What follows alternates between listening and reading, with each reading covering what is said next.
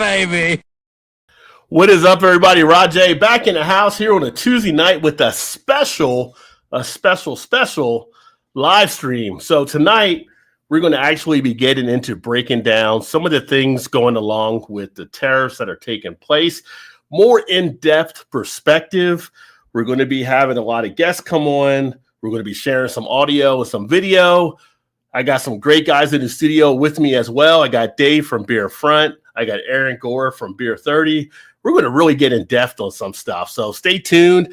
Before I get into bringing them up and getting onto stuff, do want to give you a heads up as a little house cleaning type things. Tomorrow night, don't forget, Body by Beer podcast will be joining. We'll be going into their channel and stuff they're actually doing. And no more happy hour, but Friday nights we'll be having a drink and chat live stream that will take place. Great opportunity for people to come out, have some drinks, maybe join the panel, and we'll have some fun on Friday nights going forward. But that being said, let me pull in Dave from Beer Front. I'm going to pull up Aaron from Beer 30. Welcome, fellas, and thank you for coming in to have this conversation that seems to change by the day, so to speak. So by the minute. Yeah. Have we done a live check? We should probably have CNN or like I'll even take Fox. I got a lot of tabs open. I might need to open up another tab just in case. We do kind of need that live ticker, right? Because earlier we don't want that live ticker. We saw how that worked out the other day when Trump was delivering his address. I don't need something going south while I'm on the air. Earlier, I looked on the news or got the alert. 50% tariffs. He wanted to double it because of retaliating against Canada. Then by the time I get back from dinner talking with Dave, oh no, he already cleaned that back. Now they're not going to do it. Like, wait a second. We're going here, we're going there. And everybody in the middle that's getting caught in the middle are the ones that are suffering the most. So that's one of the reasons why we wanted to do this broadcast. Not just because of how it affects the beer industry, which is what we're going to focus on, but it's going to affect a lot of industries. There's a lot of things being done. 3 states found out, you know what? If they cut the electricity off in Canada, we might be in trouble because we didn't know we needed that here in Minnesota and New York and with the other state. Like, hey, wait a second. Can we not turn off the lights right now? So we'll get into some of the tariff discussions, some of the different things taking place. We're going to be bringing in, again, the various guests. For those not familiar with the tariff situation, if we take a look back to when we had this situation pop up in 2018, and Aaron, you got the knowledge from being around the beer industry as well, the number they came up with, the beer industry was affected by $1.4 billion when they did the tariffs back then, right? So that's a squeeze for a lot of breweries because a lot of breweries don't have a lot of wiggle room, so to speak. I mean, margins are thin for a lot of them. Even the big boys are now concerned about stuff that may be happening. Not just even the big boys of beer, the big boys of distilling. We've had Jack Daniels come out. We've had other ones come out. I've seen one of the other people come out from one of the other whiskey ones at CBC this year. We're going to actually have Uncle Near's CEO that's going to be speaking as a keynote speaker. So I'm sure she'll have some stuff to say about what's taking place. So a lot of people are kind of trying to figure out how to actually deal with this. And one of the things I always hear, I've been hearing more recently, I shouldn't say always hear, but more recently, oh, just go back to bottles. It's not that easy to make a switch from cans back to bottles. Aaron, you want to touch on that, like how difficult it could be, like for a brewery to do that since you've got the. Absolutely, and we'll definitely touch a little later on some of the specific things that the beer industry needs to be on the lookout for. I know a lot of the folks watching this are people from the industry who are probably looking for some sort of guidance or some sort of at least a hint of what's to come and what to do about it. But switching your entire packaging format is just not feasible. And there's a few reasons, and we talked about this a little bit on the live stream last week. But, first and foremost, yes, the price of equipment for breweries has come down as we've seen more churn, more breweries starting to close, more of the industry starting to age out. There's a lot more on that secondary market. That's pushed prices down, but there's still big honking freaking expensive pieces of equipment, man. You're not talking about a little thing that sits on your countertop, and if you are, these aren't the kind of breweries who are going to be really that impacted anyhow. We're talking about machines that in a lot of cases cost $125,000, $150,000, and that's really kind of the floor, unless someone's really looking to turn and burn something. So that's a huge amount of capex in an industry that doesn't have much cash to go around anyhow, and really can't afford to make quick pivots on cash because they're already having to carry too large of a float in order to even keep up with their own their own demand. So that's the first challenge. Second challenge is now you got to find a glass supplier. And there's a couple of problems with that. For one, bottles are heavy, so transport costs were already a lot higher. Liquid in bottles is a lot heavier to send out, so LTL shipping is already incredibly expensive. In general, in these trade wars, those prices tend to go up, particularly since we have a lack of sufficient chassis for any containers coming over. It's actually the industry my wife's in, and I could spend a while talking about the chassis industry and how it's going to be impacted because we've got a chance to see that over the course of the how much travels on the back of big rigs in the U.S. But if you're able to find a glass supplier, even if you're able to foot the cost of being able to get the glass transpoed, and you can just build that into your margins, even if you're able to build a bottling line, now we're assuming that a lot of these breweries that are most concerned about the impact on their packaging type are also going to have some level of placements. And even if that's just small scale, that's a huge avenue to reach customers. More than 80% of all the craft beer bought in this country is bought at grocery. It's a convenience factor.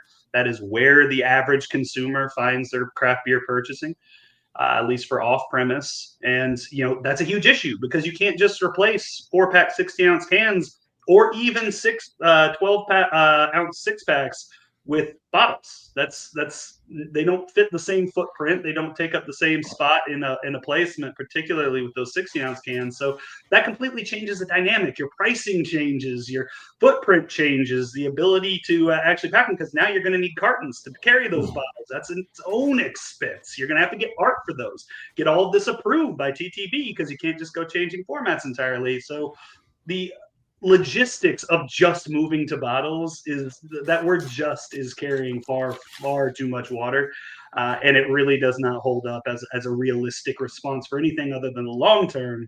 But if you're going to look at the long term, you need some level of confidence in what that long term is going to look like. And I know Dave is probably going to touch on this, Rod. I know you and I talked about it last time. The single biggest issue with this isn't the tariffs, it's the uncertainty. The uncertainty is what freezes investment and what freezes strategic thinking for the future. And that is what's going to be the problem with breweries being able to adequately respond. Just like we're individuals, and, Rod and I came up with this idea last week. So it was kind of like last minute putting this together. I typed up intro. I've changed that like 10 times in a week because it changes. Like, Elon, send me a check because I've changed this. I have not typed so much in my life as I have in the last week because everything changes. We mentioned today the 25 to 50% aluminum tariff that went back down to 25. Like, I need a nap. Well, speaking with Dave, so if you haven't checked out Dave, and Dave's been on here many a time on the Thursday live stream, but in the comments, beerinfront.com, make sure to check him out, show him some love. We're going to have probably a little bit longer of the director's cut, so to speak. That'll be on the audio podcast and some stuff we won't get in here tonight. So make sure you definitely pick him up as well. Yeah, but Dave, I'm sorry, Rod. Go ahead. No. I was going to actually go ahead and give you the floor here. I know our first guest has arrived, so I was going to go ahead and let you get that set up, but also drop some tidbits you wanted to put out there. Yeah, I interviewed a bunch of people, and we might not have time to get to everyone, and that's 100% on me. Like, I've done a solo audio show for 5 years. I don't look at the clock because, however long the podcast is, that's what it is. So if not everyone gets on, we're going to have this as a separate audio podcast coming out in a couple days. You could catch the rest of the audio and the video interviews that we've done. And maybe, we'll put together like a little part 2 companion piece on video if you want to watch on YouTube. Excellent. Well, that being said, we're going to bring up our first guest, Emily Hutto. Hutto. That's on me. That's on Don't penalize Dave on that one. But welcome, Emily. Great to have you on the live stream here. Dave, I'll let you. You're welcome. I'll let you go ahead, Dave. Set it up. Let's tell us about Emily. Oh, I got notes right here. This is my favorite person in beer right here. Emily Hutto is the founder of Radcraft. She provides communication support for the top companies in craft beverages. If you're a company out there and you have the word craft, right there, talk to Emily. from malt companies, distilleries, breweries, everything in between. Radcraft has your back. She's hosted the popular Industry Relief podcast, hosts workshops on social media marketing. And Rod, Eric, get this. I don't know if you know this. She teaches a class at the University of California, Davis. Go Aggies with Julie Rhodes. Emily, thank you so much for coming on. All I got was a here's Aaron. Good Lord, Dave. So anyways, also Emily, by far his favorite person in beer. I'm sitting right here. I just met you excited to have you on. I just met you 12 minutes ago. Nobody makes me feel as good as Dave does when I enter into his shows. Thanks for having me, everyone. Well, it's definitely great to have you on here. So, Emily, as we get into talking about some of the things taking place here, what are you kind of seeing out there? Like, how are you preparing some of your clients, things they have to start shifting for? I know some breweries try to get ahead of the game and started like stockpiling aluminum cans, all kinds. Like, what are you kind of seeing as we start to turn this way into looking at the whole tariff situation? Sure. So I'll speak to the beer side first, and then I'll move into malt. And I also, much like all of your guests, have to give the disclaimer that we're all just speculating here. And you just said it, send Dave a check and give this man a nap, because it's this constantly moving target. And I think at this point, especially on the beer side of things, folks are really just trying to stay informed. I think at this point in the game, it's almost like we're as prepared as we're going to be, minus a matter of maybe a couple weeks to months. So at this point, you've got a lot of brewers just looking at their overall strategy going, is this our long-term solution? And speculation is the key right now. We're all just making guesses. We're making assumptions. We're making educated guesses, of course, but there's a lot of combination of, well, we'll see what happens, and also kind of a little bit of a scramble. One of my clients that's speaking really articulately to tariffs right now is Dave Thibodeau, the president of Ska Brewing.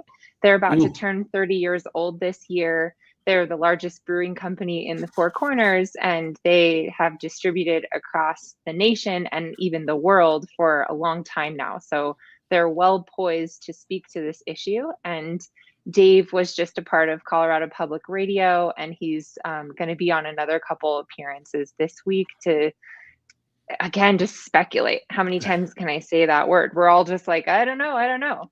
On the malt side, though, I think things are a little bit more clearly defined.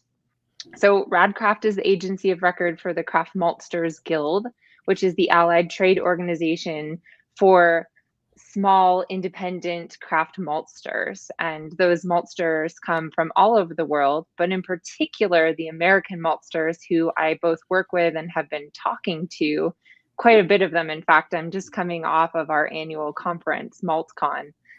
Those folks are hopeful.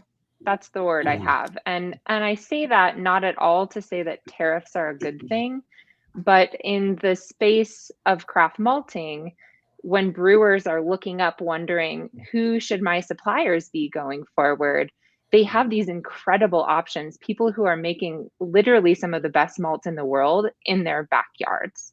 And so I think that from the small maltsters perspective, while no small maltster anywhere could ever fill the tank space that is required in the American craft brewing scene, these brewers who are reconsidering what their options are might just look in the direction of a small ingredient provider closer to them within their region, who's making product that's just as good or better, depending on how you look at it. So that could be a good thing for the grain supply chain side of our industry.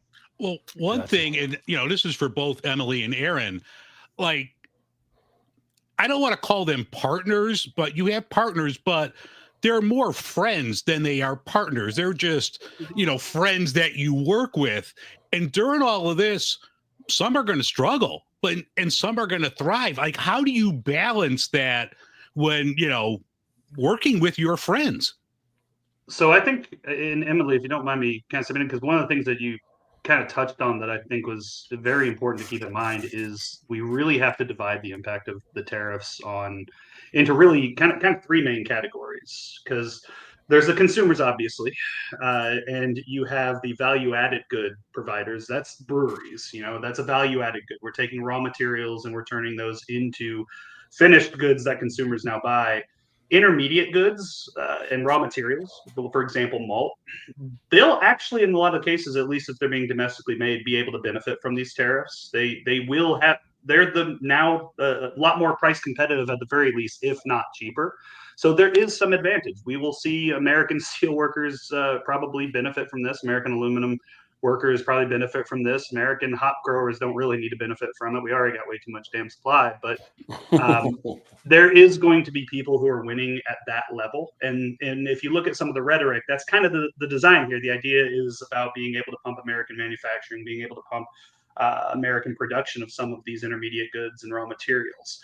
The challenge is that those are inputs to more complex goods. And Emily did touch on the fact that huge advocate for craft maltsters, huge advocate for craft malting. I think it's something we need to see far more of. I would love to see more breweries being willing to invest in that same story around malt that helped build this industry.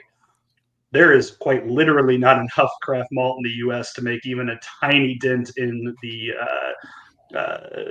sheer lack of affordable supply that's going to be coming in. And the side effect is, even if everybody switched to craft malt, that's actually going to drive up demand, which is good for the craft maltsters. It means they can command the kind of prices they should be able to command, but that does mean beer is going to get more expensive, or it means margins are going to get smaller in an industry that can afford that. So there are knock-on effects, and it doesn't mean that at every layer people are going to be losers, but it does mean that these are going to have a deleterious effect on several layers of the industry.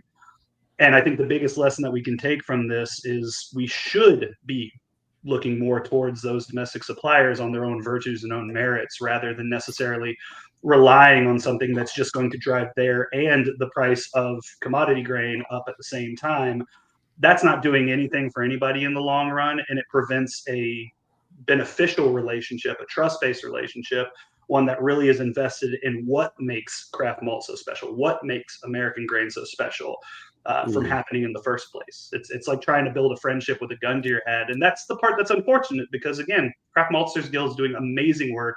America has some of the best maltsters anywhere in the world. They continue to just innovate and continue to thrive, continue to create and do some absolutely amazing stuff. Shout out to Caleb at Sugar Creek Malting, good friend. Shout out to Riverbend, shout out to Epiphany, shout out to Proximity. A lot of folks I'm friends with around the industry, but that doesn't mean necessarily that the impact stops there. And I do think it's important that we continue this conversation both ways, because there are upsides, there are downsides, and this is a very, very complex topic. It's one of the reasons why so many people misunderstand how tariffs impact every stage of this, because modern economies are complex. True. Well, yeah, I think you go ahead, Emily. Go ahead. No, you're fine, Rod. No, you're good. You're my guest. Go. Well, I mean, we've all heard enough abroad anyways. Come on. Aaron makes some really important points here, and allow me to just add a little more complexity to it. So craft maltsters are a very small slice of the pie. And then we have, you mentioned Proximity, they're actually a regional maltster. So much like we have craft brewers and regional brewers, or however you want to explain that terminology, we actually have a couple of different subsets of smaller scale maltsters in this country that have grown through the partnerships that Dave speaks of. So every malt house I've worked with or known has grown up alongside of their most invested brewery and distillery customers. Much like they make their contracts with farmers to say, okay, we're going to need this much grain this year, brewers are doing the same thing with their malt. And so it's a really good time, I think, for brewers to consider, who are my vendor partnerships? Who can I grow with?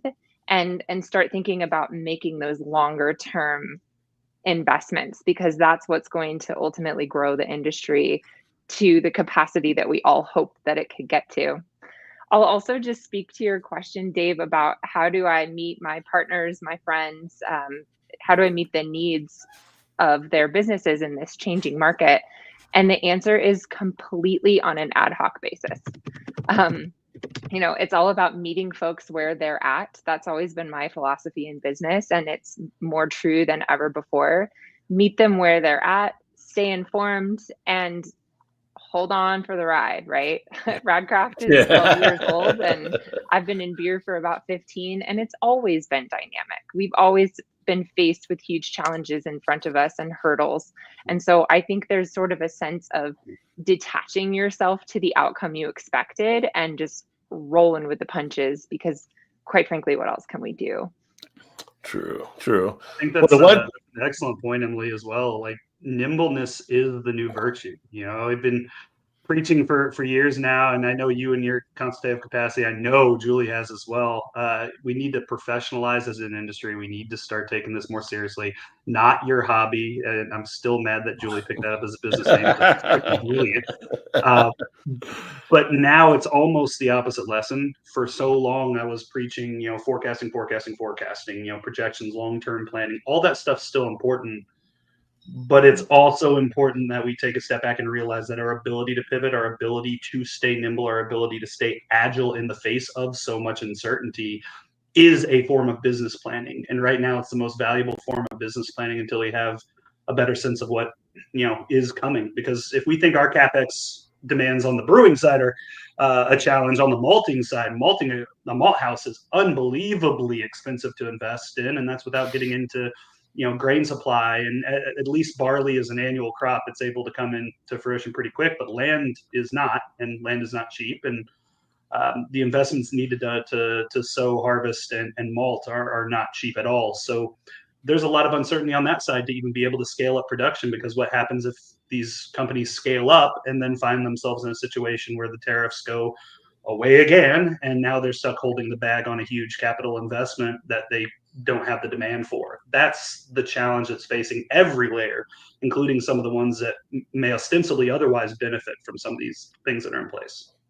Yeah, and I think to one of the points that Emily hit on as well, which is true, there's a lot of speculation taking place, but to your point as well, Aaron, I think there also has to be some preparation made, like almost like a doomsday prepper type stuff. You got to go through some exercises just in case, because throw all your beer in a bag. Be ready to go.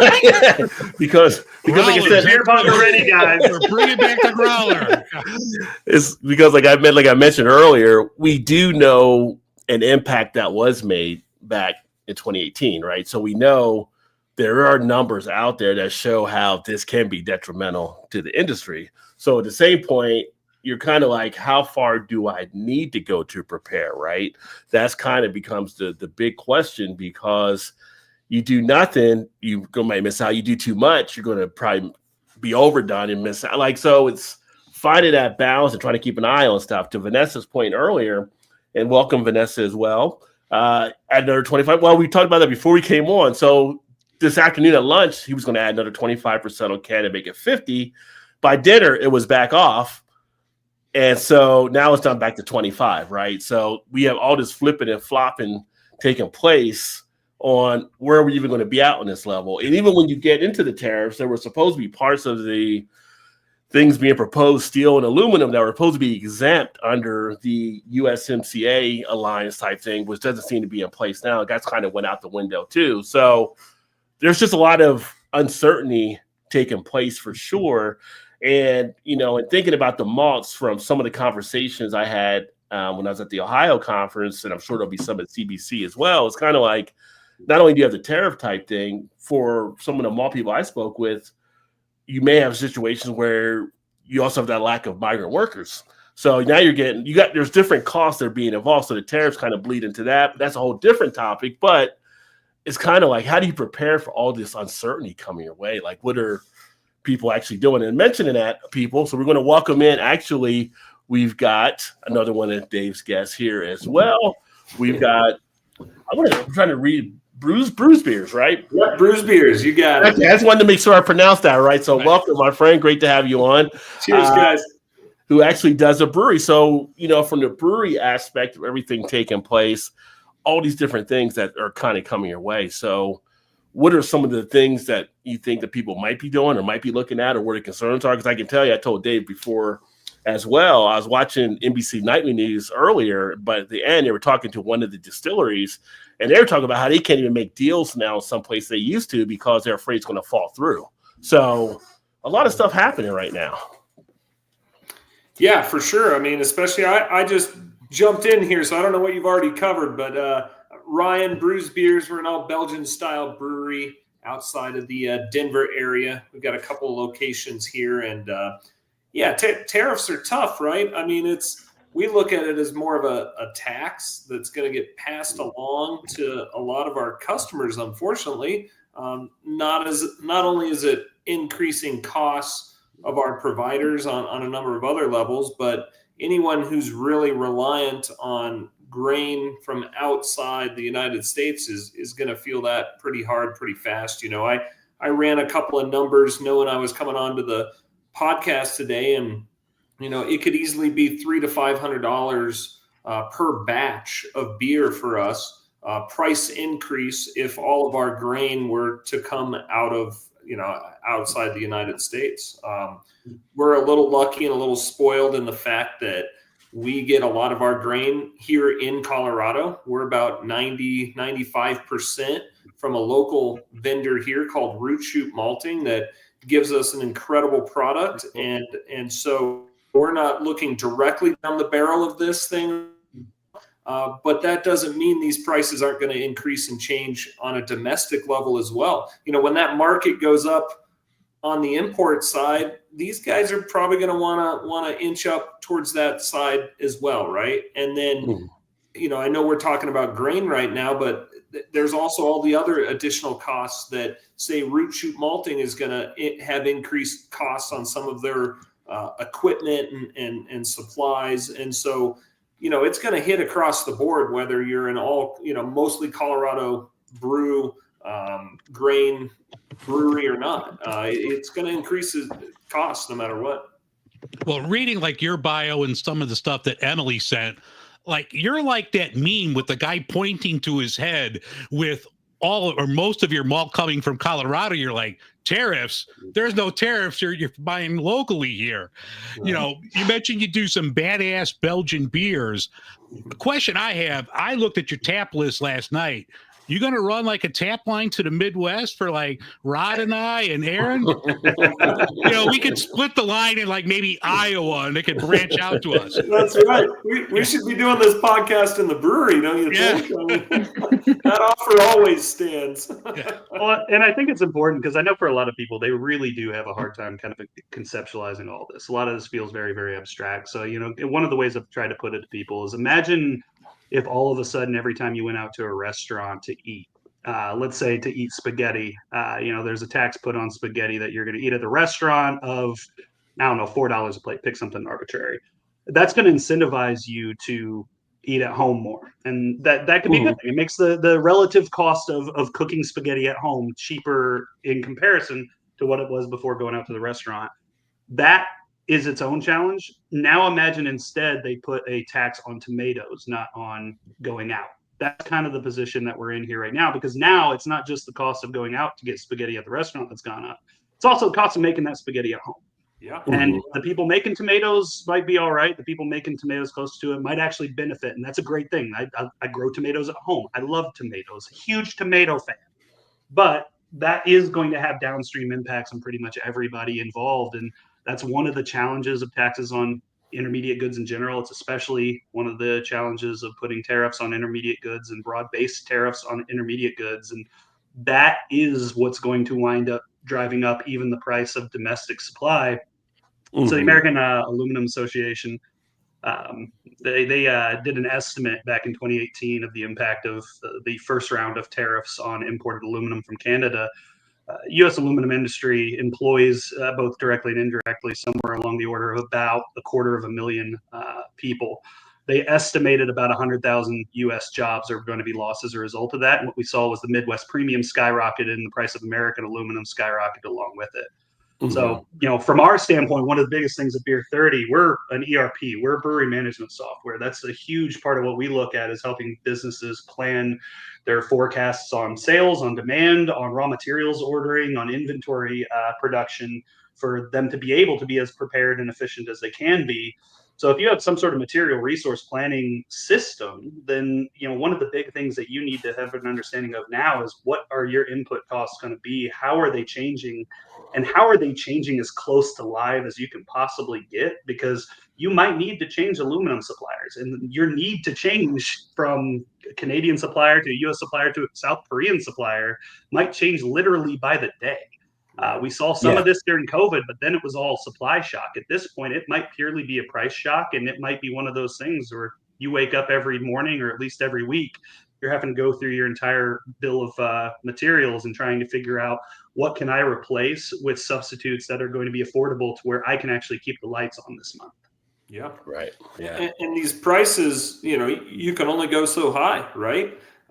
We use Beer 30, and we dig into the system a lot to try to make sure we're in par and trying to minimize those. But, eventually you get to the point where $8, $9, $10, $12 for a glass of beer. I mean, where are you going to end that? People are, like you said, aren't going to go out and buy those anymore. And then you're getting hit with tariffs on the canning side now. So, that's driving those prices up. And then you look at a small scale like ours compared to the big guys, we're going to start losing craft beer share of the market.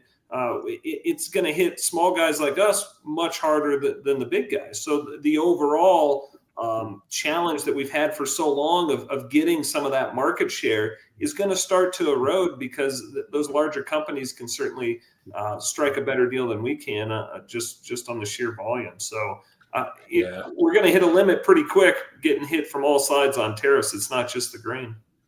Yeah, and to that point, even one of the interviews I watched was one with the CEO, I think it was CEO of Budweiser, but where their concerns were even coming into play. So if they've got concerns, then the craft breweries have the concerns. Those are much more, yeah, exactly. Yeah. And the Bill was asking here, aren't tariffs just a tool to level the playing fields, temporary price hikes? Well, I think in theory that's the goal, but it depends how they go out. If you look at an economist, if you do it for a short run, that's one thing to stimulate. But when they run into a long run is when you start to run into issues, which is now you're starting to see like the talking heads on CNBC and all of them starting to throw the R word around, because if these go out for a period of time, the concern is now we're heading into a recession type situation, right? And then that's more money staying at home because people can't go out and spend and go out and enjoy because they're too concerned about all that stuff happening. I don't know if you guys have a feel to that. You want to respond to the question as well, but in theory, that's how it's supposed to do, but no, you're right. And I mean, all over the news today is recession, right? Like you said. And so that doesn't help people come out and spend money on food and drink, right? So you're already up against that. You've got politics, you've got tariffs. I mean, the whole thing is going down a path that none of us want to be on. That's for sure. And you've just got to be wise. Like Aaron said, you've got to constantly be looking at your sources and your relationships. And, we've got great relationships with our grain provider. We've got great relationships with our hop provider, even our canning provider, but they can only carry so much for so long. And if these tariffs become a long-term game, it completely changes the field. It drives up prices. It's going to be a challenge on so many levels. You got to be on your game. You can't just be the cool brewery down the street anymore. You got to be a business person now, and your head's got to be in the game. You got to be doing the analytics. You got to be having the conversations. You've got to have the relationships in place, and even that might not be enough to save you. But if you don't have those in place now, you better start scrambling and figuring it out. You can't just be the cool guy down the street with the brewery anymore. You won't survive in this type of environment. I don't know if you have it there or how much canning you do, but I've seen some stuff here in Chicago where a few different breweries are kind of going in collaboration together and storing larger supplies of aluminum than they normally would, and then you'll just divvy it up amongst the 4 or 5 different breweries. Are Right. things like that happening in Denver by you, Ryan? Not yet. We did that for COVID. We bought an entire semi truck full of cans leading into COVID. That, for me and the brewery that I split it with, was like 2.5 years worth of cans. Wow. But we knew we needed to.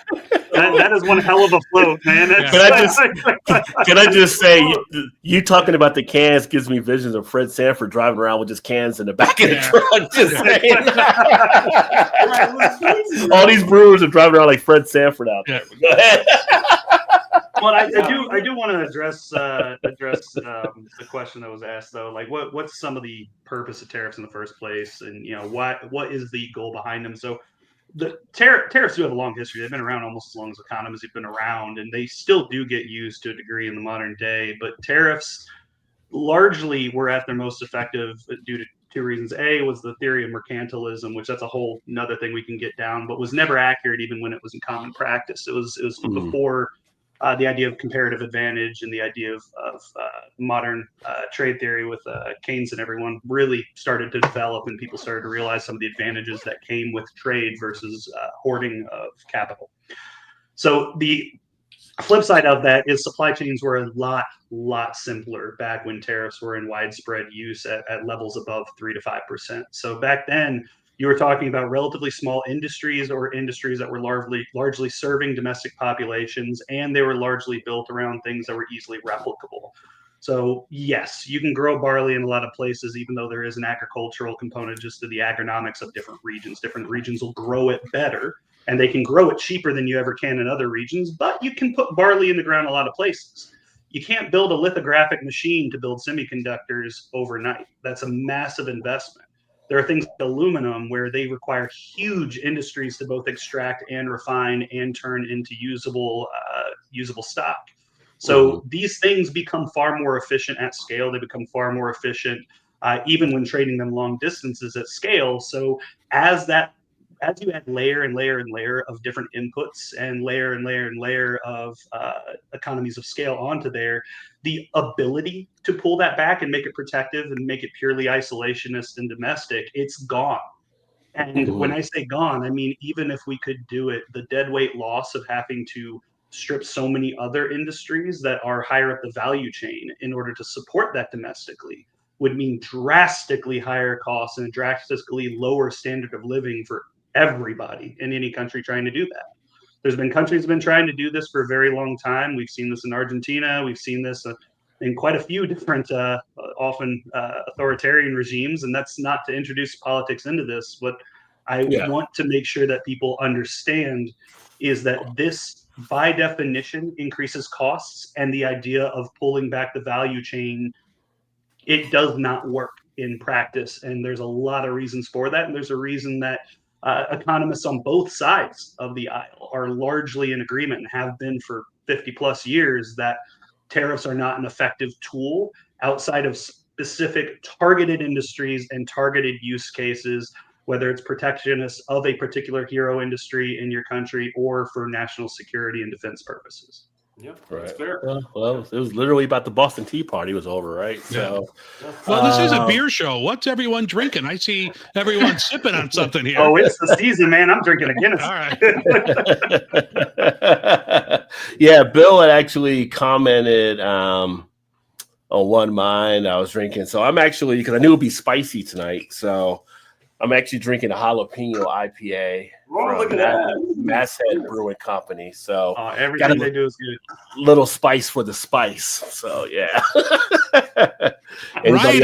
Ryan, I'm assuming you're drinking one of yours. I've got a Belgian triple here. Oh, nice. That we make that is a beer that I just absolutely love. It's the beer that started the brewery. It's the first homebrew beer I ever brewed, and still to this day, it seems to be my favorite. So I'm going with that. What do you have, Emily? So I am still early in the evening on my commitment, so I'm going NA right now. I have an 1820 Brewing Vienna Sweet, which is a beautiful golden ale that's made with Blue Ox malt in Maine. Nice. Love Blue Ox. Yeah. Nice. Yes, we'll have Blue Ox on a little bit later, and I have 2 beers that I'm going to have later that are made with malt from Blue Ox. But one of the guests we have coming on is Beguile Brewing here in Chicago, and they have a Dicey Riley. This is their Irish red ale that I picked up, and then I'm going to make a corned beef in a couple days and make it with this Irish red ale. Nice. Yeah. Yeah. Just living the life. Yeah. Yeah. Yeah. But in looking at some of the tariff stuff, like, Bill had mentioned, he thought, reciprocal tariffs not a problem. Well, in theory, the one thing too, because Aaron, you hit on the thing there too, which I didn't say earlier, like the whole thing here is kind of the situation we're in, right? So not to get it like just, we might say Trump put the tariffs out there, but it's not just a Trump thing as much as this is where we're at right now, because you can also go back and show where Biden had tariffs under him as well, right? So it's just the whole thing of them being out there. But the way the tariffs are coming across now, all tariffs aren't the same.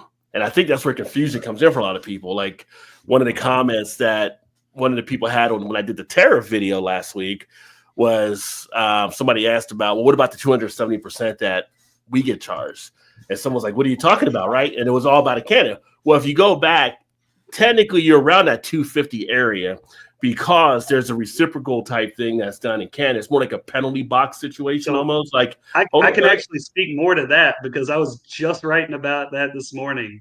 Okay, It's yeah. on dairy products, and Right. it's around 241% is what it averages out to. Couple of things here. First, you're 100% right, Rod. All tariffs are not equal. Targeted tariffs for specific industries can be a useful tool. So like with all things in life, like blanket statements are rarely accurate. But the second one in this particular case, those tariffs are on dairy products from America into Canada. They also have a negotiated tariff-free maximum that can be shipped up there. And Right. to date, we have not had a single product that's actually hit that maximum. So we've paid 0% tariffs on any of those products. We haven't Right. even hit the halfway point to those maximums on milk, which is the largest of the categories. It's a nothing burger. I understand. There's a lot of feelings on these topics. These numbers seem like they seem alarming, but it's important to have an understanding what's actually happening. And I would urge people to have a return to at least some level of trust and expertise. There's a lot of people who spend their life researching this and enacting it and understanding it. And I don't mean me, but I really wish that more people would look beyond some of those headlines and have a true understanding of what's actually happening in some of these scenarios, because that has a very real impact on whether or not these very real policies are effective at what they're trying to accomplish. Right. And that was to the point there is the person threw it out there because they heard it as a talking point from the administration. But the thing is, we've never hit that level. And again, it's more like if you're over the quota, they got to take it more than they actually need to satisfy us. They're going to charge more for it because that's just the way it works out. But we've never gotten to that level. So to think that people are overcharging us on stuff, it's out there that you could reach a point, but we never have. But everybody has to say, we can only take so much. You guys have a lot more people there than we have here. So we can't keep taking all your goods in that we're not going to use. And if you want to take them in just so you can satisfy your farmers, then we got to put an extra charge on it. So when people are getting these type of things out there and they're seeing these statements on tariffs, whatever it may be, like you're kind of alluding to there, Aaron, you probably want to research a little bit more into it, because we become more of a society where it's just the surface and people don't dig underneath anymore. And there's just more to the story. Again, you can't equate. But I read it on Facebook, Rod. Dave, some of us do our best work on Facebook. Leave it alone. Then it gets to what Facebook page you're on, right? I'm sorry, go ahead. All good. So I'm glad that this conversation is kind of creeping into the consumer impact side, because I think much greater than our present economic or political state, for those of us who are working in the beer industry, we really need to consider our changing customer base. So I have a guess that everyone on this call and a lot of folks who are listening are probably not going to stop buying beer, even with price increases. Will we do so begrudgingly, or will we do a little bit less? Probably. But you have to consider that the market for beer actually includes a lot of potential customers who we don't want to turn off because of our increasing prices. To return to Aaron's analogy about spaghetti, there are going to be a lot of folks out there who say, you know what, I never really liked spaghetti that much in the first place. Not only am I not going to go out for it anymore, but I'm not going to buy it. I'm not going to make it at home, etc. So I think, not to fear monger for folks who are looking at these potential impacts on their business even more, but I do think if you're a brewer or a distiller or a consumer facing business right now, your branding, your marketing, your messaging, your communication to the world is more important than ever before. Ryan said this about being the cool kid on the block, but it's true that you can't just build it and they come anymore. You really need to go back to basics, decide who you are as a business, decide what your message is, and then get extremely creative and use resources outside of your echo chamber to put it out there. So for those of you who are listening, who are wondering what to do and speculating and wanting to strike that sweet spot between reactivity and proactivity, don't forget your marketing. PSA from the marketing person. Yeah, exactly. Hire Emily. And this concludes Emily's TED Talk. No. Yeah. No, I think you're dead on with that. It's funny. I was thinking earlier today, all the different beers that you have lined up in the store, and if breweries are really doing enough to separate themselves, right? Are they telling the story to help separate them? You know, for Ryan, talking about the triple he has there, it was their first beer. So how could you impact that more out there, you know, to be able to tell that story of why you created that Belgian ale, that you have to find ways to tie now to the consumer to make it even that much more enticing. The jalapeno IPA, I hadn't seen a jalapeno IPA. So in a way, they got lucky because I like jalapenos, but at the same point, it was something to be a little bit different about them, right? But I love seeing, like, when I see some of the beer cans in the marketing, it's kind of like I don't read them all. Remember, Rogue used to be real bad about writing like 3 or 4 paragraphs on a bottle and a lot of tiny print. So I don't read them all like that. But there's some that have a nice little story and entice that actually brings you in. Right. That marketing can make a difference. And if you get that beer that does satisfy, you're coming back for more and stuff too. Too many times you might see something out there where, you know, people just think they build and they put it out there. It's going to be people that are going to come right in, and it just doesn't happen that way. I know some of the local breweries around Cincinnati I've talked to before, and they were told, they were counseled by people that they were going to as advisor, like, you need to get connected with marketing type people. You just can't open your brewery and think people are going to walk in. You got to get people in there working out for you, getting the word out there, telling the story, tying to the community, because that's the difference. And you look at all these breweries that we have out here now, it's all those little community ones that people are getting behind. But if you're missing that, and if you're saying, I'm going to make this beer itself, that's it, blah, blah, blah, take it or leave it, then you're moving out just like Air Forces is down in Virginia, because people don't want to buy that beer, right? So there's situations where you got to make sure you're in tune with that consumer. Yeah, and you know, I think for us, we've had such a laser focus, obviously, on Belgian style. That's what we do, but also on local ingredients. So I'd say about 90% now of our hops come from within the state. 90 to 95% of our grain comes within the state. All of our yeast prop comes from within the state. We've been very focused on that because that's important to us.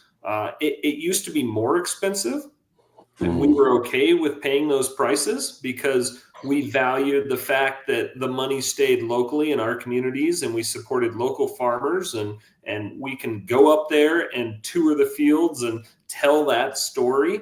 And here we are with tariffs. It's like, wow, how lucky are we, you know? But more of the fact that that's been our focus, that's been our story. So we always say we're Colorado made but Belgian inspired, because we put the Colorado spin on it. You know, nobody in Belgium is brewing with grain from Colorado, you know. So we not yet, Ryan. Not yet. That's right. But I mean, for us, that is part of our story. That is part of our focus.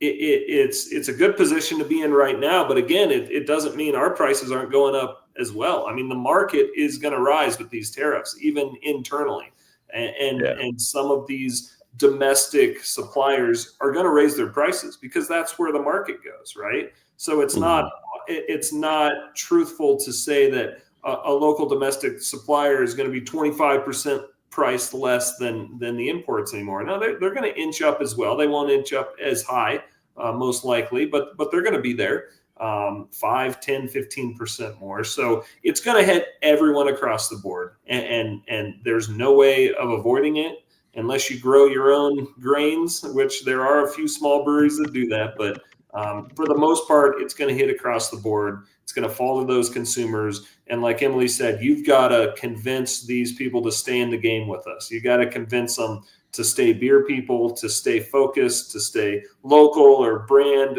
loyal or whatever it is. And how you're going to do that, I mean, there's 100 ways to do it, but you've got to put some effort and some focus and some money and some time behind those efforts to keep these people in the game.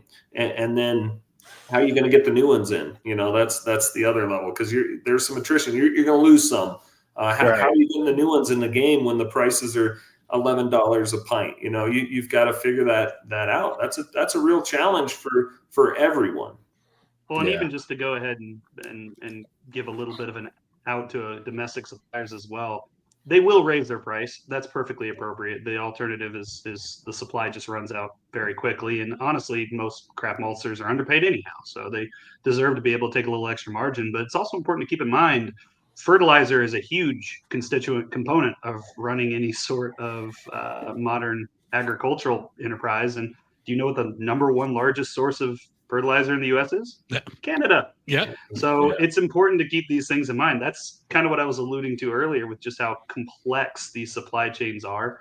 Even our inputs have inputs, and even those inputs in a lot of cases have inputs. So you can't untangle that. And that's not a case just of the genie being out of the bottle. You don't want to untangle that. It's very easy in the here and now to lose sight of just how much factually better off the world is right now than it used to be. There's elements where we are not. There are elements that we have fallen down, elements that things are not good. But objectively, you do not want to live in 1950. I know that those pictures and movies look so idyllic. I know some people who just long to be back in the medieval age, but the idea of rubbing, a pine cone on their ass after a little too much of whatever the Taco Bell equivalent is of the era, it's just not on the table. Like we don't want to go back, and that doesn't mean that we still can't do better. That doesn't mean I'll even allow for some of the concerns that have led to some of these choices to be founded. Those are things that we can argue about. Those are things that we can debate. But this is not going to make those things better. And if the idea is to pull all manufacturing from from sun to soil to production to finished good all back to the US, it can't work. And if it does, it would be horrific. Yeah. No, I definitely agree there. And Vanessa's question there, there are certain scenarios where taxes do help stimulate other areas, right? You can't say it doesn't. There's a lot of things that come out of, I guess you could say, from the tax programs where there's like children, veterans, all kinds of different stuff that might come out. But overall, yeah, I mean, a lot of people not fan. Nobody says, please take more tax. Like, people aren't saying that, right? But there are some good things. But then at the same point, there's some that aren't taxed that probably should be taxed, right? We all know, the whole thing there, not to get into all the political ramifications. So if done right, taxing can be an okay thing. I guess that can work out, but you have to make revenue to be able to do some of this stuff. But then it's the tariffs are kind of seen as, I know, like a penalty type tax, because you're not coming here to get your stuff. You're going to my neighbor to get stuff, and I'm going to charge you for going to the neighbor rather than coming to see me type thing. It's almost like for going up in Jersey, like an old mob shakedown, so to speak. You want to go to that guy? You go to that guy. What's going to cost you this, right? So, so that's where it comes in. Got to get my taste. Not to go to Jersey with you, Rod. Yeah, you can go to Tony, but if you go to Tony, he ain't gonna give you the deal Sal's gonna give you. I tell you that right now. It's gonna cost you. Growing up in Jersey, you know a lot of things in pizza parlors. I'm just saying. Yeah, I'm probably the only Sicilian on this show here. I gotta take Dave to Jersey. Yeah.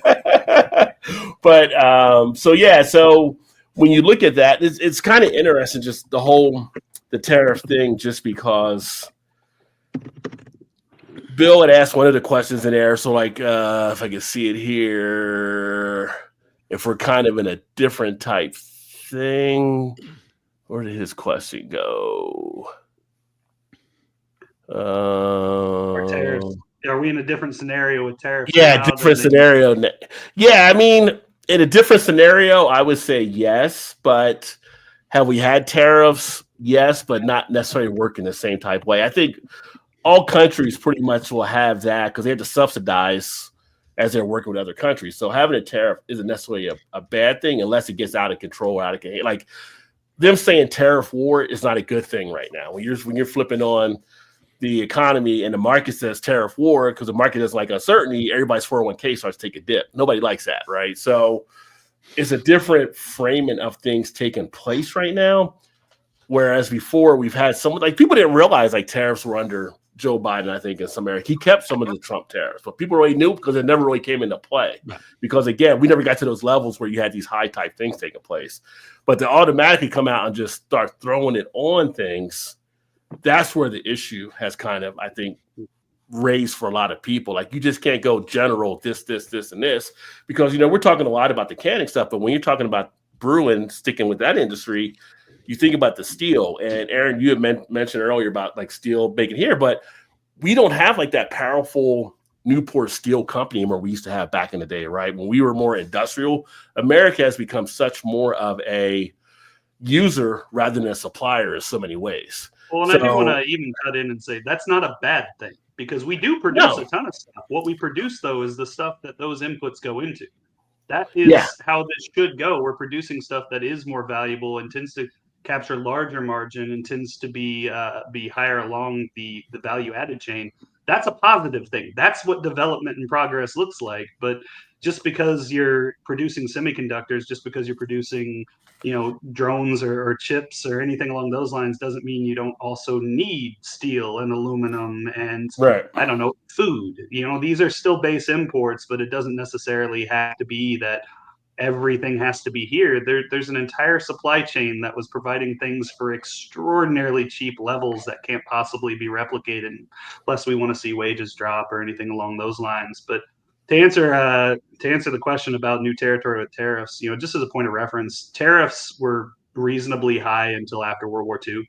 That's when the more modern outline for what international politics looks like. That's where mercantilism fell apart. That's where the idea of colonial empires fell apart. That is where the idea of trade as a facilitator of good relationships, as a facilitator of comparative advantage, of low prices, and of collaboration as opposed to competition came into place. And that did a remarkable job because outside of the Cold War, which was, that model against a different model, we largely had peace at unprecedented in human history rates for 70 years. And tariffs plummeted after World War II to levels that had never been seen before, low levels that had never been seen before.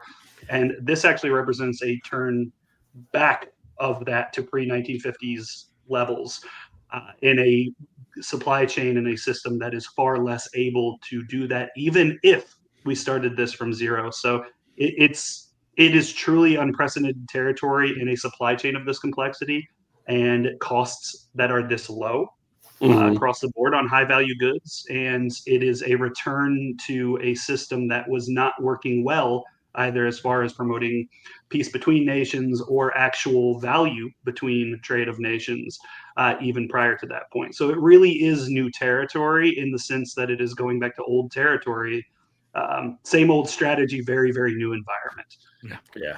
And thinking of that, with the World War II, the tariffs ended, we also, out of that, had the launch of the middle class, essentially, right? Where people had money in their pockets, and that led to a lot of economic development for a lot of the middle class and for people in the area, right? So before World War II and that kind of stuff, and it was like, when we had the child labor type things, and it was rough. I mean, I wasn't there, but I was told, I read, it was kind of rough back then, right? And so we benefited later on for a lot of this other stuff that kind of grew. And people sometimes may tend to forget that or not know that. So that not having those tariffs, just like now, if you're not paying extra money on something, that's more money in your pocket that you can actually do with, that you can save or you can invest or you can do things to grow the economic support for your family. So when you have more tariffs on it, you're strapping more people, and people have to make more decisions. I mentioned many a time, and we talked about last week on the show, even like I've been a few times to the grocery store now, and I'm seeing eggs being left in the beer aisle. Yeah. Like I'm surprised how many times I've seen like eggs sit next to 6-packs in the beer set, and I'm like, put the tariffs on it. Now they're going to leave milk and bread like all in here with the beer. People have their priorities in order, Rod. The person that made that decision is the one I want to know. Yeah. Who's eating Yeah. chickens this year? Yeah. I actually have to head out. Thank you so much for everybody tuning in. Thank you, Aaron. I know Thank you, Aaron. Yes. This conversation is going to continue, but Yeah. hey, guys, stay tuned in. There's a lot more fantastic stuff coming from these folks. Thanks as always, Rod. Thanks as always, Dave. Cheers, y'all. All right. Thank you. Cheers. I know, Emily, you have to jump off as well. So thank you for coming on. I appreciate it. It's been a pleasure. Thanks for having me. One thing I want to say to officially conclude my TED Talk is that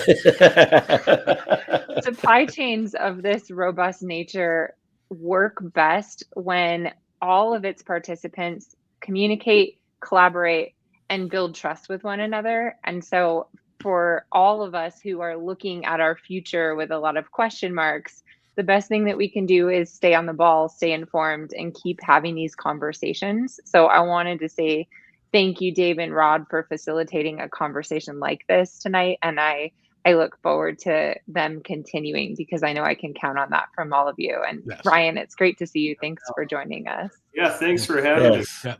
Ryan, do you have more time, sir, or you got to cut out too? I got a little bit of time. All right, awesome. Really enjoy the evening. Well, Good to see you. Before Emily leaves, Oh, reach out to me so I can get you on, and we'll talk some more stuff. Yeah. About Radcraft and everything too. And Oh, then are you going to Indy for CBC? I won't be at CBC this year, so well, Okay. I know we'll have to connect virtually until Okay. the next opportunity. Yeah, but I really appreciate Do the that. intro Thank you. email for both of Excellent. you. So yes, Excellent. Thanks, Dave. favorite person. It's my favorite person right there. Yeah. Yeah, not me, not the guy who works for and stuff like that. No, okay. I see how it is. It's a pecking order. I get it. My field of love. Yeah. Thank you, Emily, for being a participant tonight. It was my pleasure. Thanks, y'all. See you right, soon. Thank you. Yeah, you know, another Rod, Dave, another point I was going to make too is we've got this robust, awesome craft brewing scene in the United States right now. Mhm. It has just exploded. It's exciting, and it's good for the consumer. I think it's good for everyone right now. But that environment was created because the barriers to entry were so low. It was easy to get into. It wasn't complicated. It was enjoyable. You could really do a lot of amazing stuff. The more stuff you add on like this that complicates it and makes it hard to do business and drives the margins down and the costs up, and it gets to the point where new people are not going to be inclined to jump into this industry. They're going to take their money and efforts somewhere else. So we're eventually going to hit this point where I would have a hard time suggesting someone put their money and effort into this industry if it's going in this direction. So you start to not only lose current breweries that maybe should stick around because they're adding value to the scene, but even worse, you're not getting new ones in that could potentially really continue to raise that bar. So we're in that threat too. It's not just money. It's not politics. It's the fact that, man, this industry used to be a blast, but now it's becoming a tough grind. And why are people going to sign up for that? You've got to kind of protect the industry a bit from that. And if you go too far, the craft bubble could burst. Yeah. Like guys like yourself who started out as home brewers, and for a long time, a lot of people getting into breweries were people like yourself. They started out as home brewers and they worked your way up. I think recently we've seen where it's more money people, where people just think of this as an investment, and they're hiring talented brewers to make their beer. Don't get me wrong, I'm not knocking it, but I wonder if we're going to get back to the brewer part of craft brewing, right? Where we get back into that stage. It's becoming very hard for a home brewer to create a brewery anymore. Yeah, and good and bad, right? But some of these people deserve some time on the stage, and I think we could all benefit from it. But we're making that stage pretty hard to get onto. Yeah. Vanessa was adding Tariffs do some damage. Say they have passive. Yeah, I mean, that's the concern. If you go too long with having tariffs, you do run that risk again. That's why the recession word is starting to pop up now. Yeah. Goldman Sachs today has now said they moved their number up to about a 20% chance of getting into a recession. 80% said we won't, right? So you look at this, you try to find that silver line in the cloud, but you start to see more concerns. You start to see, my background working a lot with stuff in the financial industry. We have what's called the VIX, which is your volatility index in the market. That's been increasing. You have these things. It was fun. Like when I saw today earlier and they were looking to go to 50%, and I'm like, they got to be lighting that phone. They got to be lighting the administration up in the office with those phones coming in from CEOs and but they fired everybody that works in the government. Well, they got to answer the phone. No, but the private sector, they're calling people. They're calling somehow.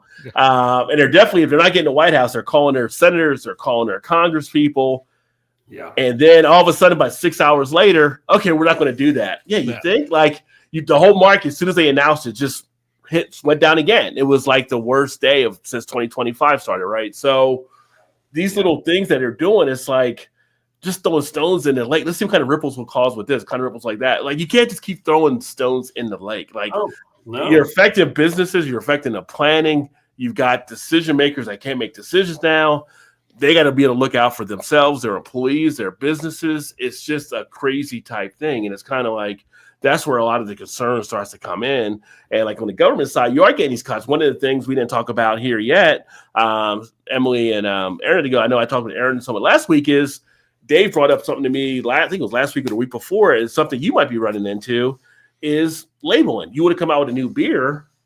You have to get it labeled by that state, or you might not have anybody there. Federal, you might not have anybody there to actually. So now the new beer label might be like 4 or 5 months to be able to get it out there, right? You want to plan this. You plan out when you're brewing. You're doing your batches ahead of time, and now you got nobody even get the label on the bottle. You need to get to the consumer. Yeah, I mean that's another one of those hurdles that you're only going to jump over so many hurdles before you realize this isn't fun anymore. Yeah, profitable.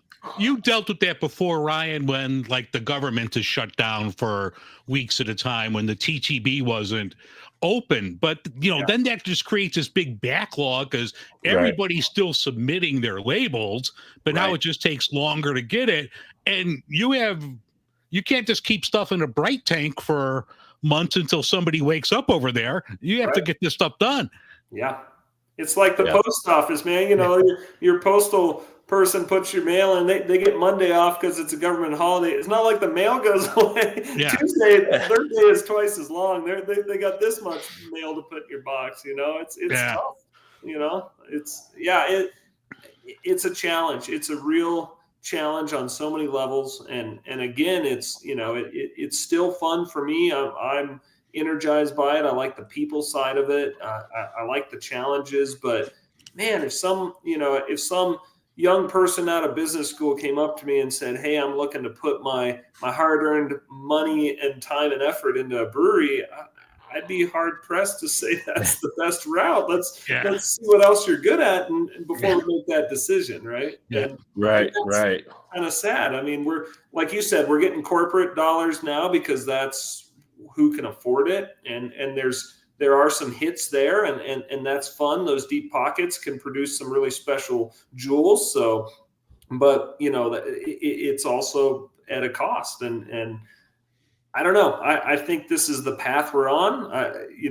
These tariffs are taking us further down that path. It's getting a little rougher. It's getting a little steeper, and I don't see a fork in the road yet off of this path. So. You got to hunker down. You got to be willing and able to have the good fight. But can it get better? Can it get back to normal? Can it ease up a little bit and let us all have a little more fun? I hope so. We haven't mentioned like your locations here. So you have 2 locations in Denver. 1675 West 67th Avenue in 1495 York Street. Like looking at your website, you guys have food trucks every day. Oh, yeah. God bless you, Ryan. That's like, we're lucky to get like one here on a weekend. Like, I'm like, every day, Ryan, look at you. Dave, you're in Chicago. All you need is a hot dog. Yeah. We love it. You know, to me, a brewery's always been a community center. That's the part that fuels me. It's more than just the recipe. It's more than just the back of the house. It's more than just the front. I love the whole thing. I love the people that it brings together. I love that energy, and you know, we do more fundraisers and giveaways and you know, community support than anything. So I love it. We're looking for a third location. It's got to be an area that we can add value to a community. So I've been looking for 2 years. I just haven't found a spot where we can add that value.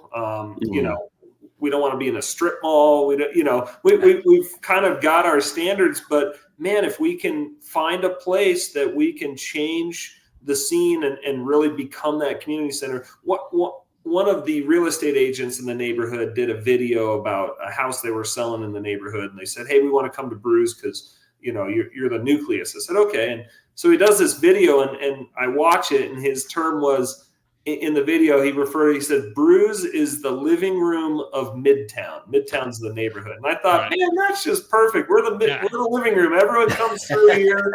Everyone talks through here. Everyone sees each other and they hang out. I just thought that was pretty cool. So to me, you know, a brewery is a lot more than just brewing beer. You got to be smart about it, but you got to contribute to the community, and hopefully, you know, hopefully those efforts pay off. It certainly makes a more loyal customer base. They're tied to us. You know, when COVID hit, people picked their 1 or 2 or 3 restaurants, their 1 or 2 or 3 breweries to support, and we had great support through COVID. So I know our loyalty is there, but they can only open their wallets so far, and $12 pints on their agenda. Yeah, it's funny. We when I was at the Ohio conference, Dr. J was our second keynote speaker behind Cape or Not the day before. And Dr. J hit a pretty strong point, I think, for a lot of breweries I wasn't thinking about. She was like talking about, you know, when she would go out drinking, she was good for probably about 6 pints a week, you know, going somewhere. She's like, now she may not get out below me 2 pints, right? So it was like, how do you make up for those people that were your 6, now you're 2? Now you need 3 of the 2s to make up for that 1 6. That's hard. And so it's hard. And so you got to be able to do that. And if wallets are getting squeezed, that 2 might only be a 1 now, right? So it's all a matter of how do you make that impact to actually get them in. So it's almost like you have to make that stronger sense of the community tie. Yeah, you know, it's you want to go. I was like, I want to go get that beer, but I don't want to. But you know, I want to go out there. I want to support Ryan and the guy. I really enjoy what they're doing and stuff, right? And make it worth them to make it. And I say a sacrifice, but some people it is that tight. Like I know when we had price changes a few years ago, people were like, they weren't getting a craft beer anymore when it was like $11.99, maybe a 6-pack. They were going down getting a $4 or $5.99 pass-through ribbon and everything. And they miss craft beer, but they said, I can't afford to go to the craft beer level where it's at right now. Yeah, so you have to add something more than just price. If you're competing on just price right now, you're going to lose as a craft brewer. You've got to have something else besides price. You got to have good beer. You know, used to you could make any beer, and it was cool because you were close to the neighborhood, and you know the beer didn't need to be that good. It was a new gathering spot, and it was a new thing. In the late 90s, early 2000s, a brewery opened up. It was cool. Like you're hanging out there. You don't care what it is. Now that consumer is much better trained. They know this beer's good and that beer's bad. They may not know why, but they know they're not going back to get that beer, and they're going back to get that beer. And so their taste has risen, but then also that community aspect and that value of something else besides just a pint, conversation and connectedness. And you've got to have that now as a brewery. And that's a challenge, that's a big challenge. I think a lot of what you're going to see succeed in the long run is going to be those places that can connect and add value. But hands down, you got to have good beer now. You can't have crappy beer. You're going to get weeded out. You're going to get weeded out during COVID. You're getting weeded out in the next 2 years. So I mean, if you're a little bit of time left, but you got Now, have you found it more difficult because you do Belgian style beers? You're not putting out hazy IPAs. You're not putting out what everybody in the world has 9 tap handles of. Have you found it harder to get your customers to buy in, or once they have that first sip, they're in? Dave, I'm so spoiled, man. I don't have to chase trends. I don't have to put glitter in my beers or dump Captain Crunch in there or whatever the hell we're going to come up with next. I don't have to do that crap, you know? I look at historic styles. I take people over on beer tours every year in Belgium. We get inspired over there. We're constantly creating new stuff, but my gosh, I don't have to chase the trends. When we opened, everyone told me, you can't do it. You can't just brew Belgian beer. You're going to go bankrupt. You know, that'll never work. And here we are 9 years in, 2 locations looking for a third. It works. I think that laser focus has helped us so much. Mm-hmm. You know, I don't know if you're car people, but if you look at Porsche, right, and they created the 911, and it was so bass-ackwards, shouldn't have ever worked. The motor's in the back, the weight's on, and they just stuck with it, and they made it better and better and better. And now it's just this incredible car that they don't have to reinvent every year and come up with a new model. They've just got this car that they make better. And that's where we are. We get to operate on that level where we just get to tweak things and make them better. We just had International Triple Day, 3-3 triple. Okay.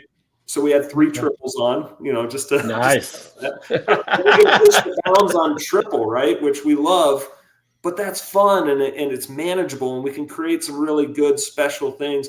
Our customers are loyal to it. It was funny. We opened up in this Midtown neighborhood. I'd say 98% of them knew nothing about Belgian beer. Yeah. Now they're used to it, right? We're in their neighborhood. They're coming down every day. This is just their brewery, right? They connect with it. Then they go travel and they come back and they go, Ryan, I had no idea. Like, Belgian beers are really good. they go travel, they try some other stuff, some bad IPAs or whatever, and they come back and they go, this is special. I really enjoy this. And thank you. You know, that's what we think too, is focus on quality and not gimmicks. Yeah. You get an argument out of me. Yeah. Belgium's my top style. So yeah. It's fun. I mean, we're so smart. We're so grateful. All of us kind of sit around every once in a while and go, wow, aren't we lucky? Because you know, a neighboring brewery's coming up with a who knows what concoction. We're like, my gosh, I'm glad I'm not running down to the grocery store buying every box of cereal up, you know. But a tough life. To the effect of, say, the Belgian beers you're making, right? You do get into specialty type items too, which depending on what's going to go. Because I mean, if you're doing Belgian, you got coriander, you got clove, you might have some other things you're doing. So, is there a concern there? Because depending on where you're getting it from, like, so you're getting stuff maybe out of Belgium or maybe out of Europe, but right now they're not on the radar. But if they get on the radar, then that'd be an effect that would have to be 100%. taken into account as well. So. You know, again, we focus so much on in-state, and we're so spoiled in this state that we can grow grain, we can grow hops, we can grow fruit.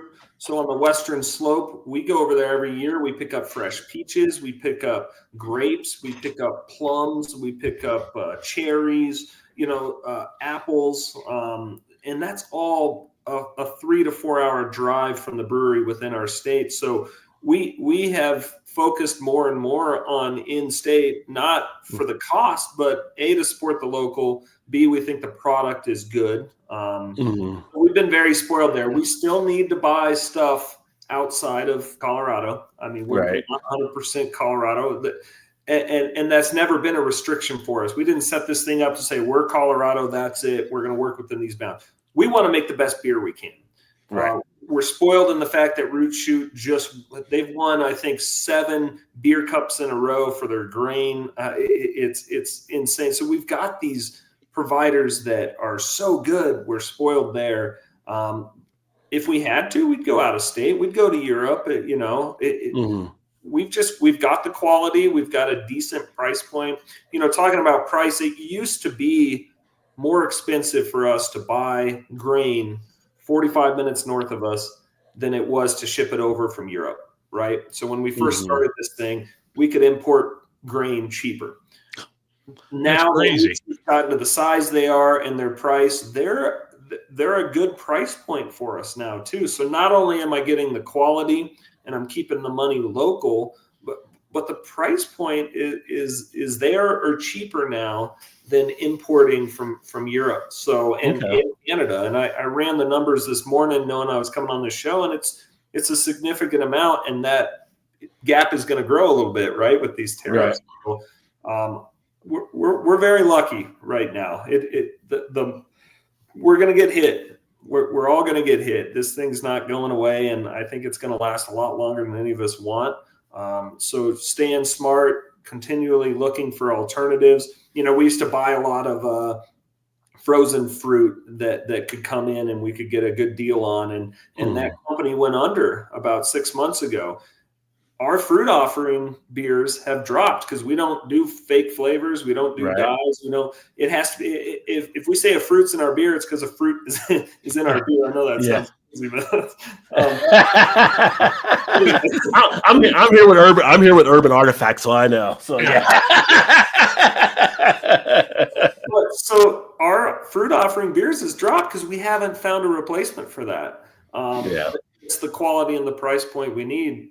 It doesn't mean we're not doing it. We're driving over ourselves and picking up fruit every year from the Western Slope. But, how sustainable is it?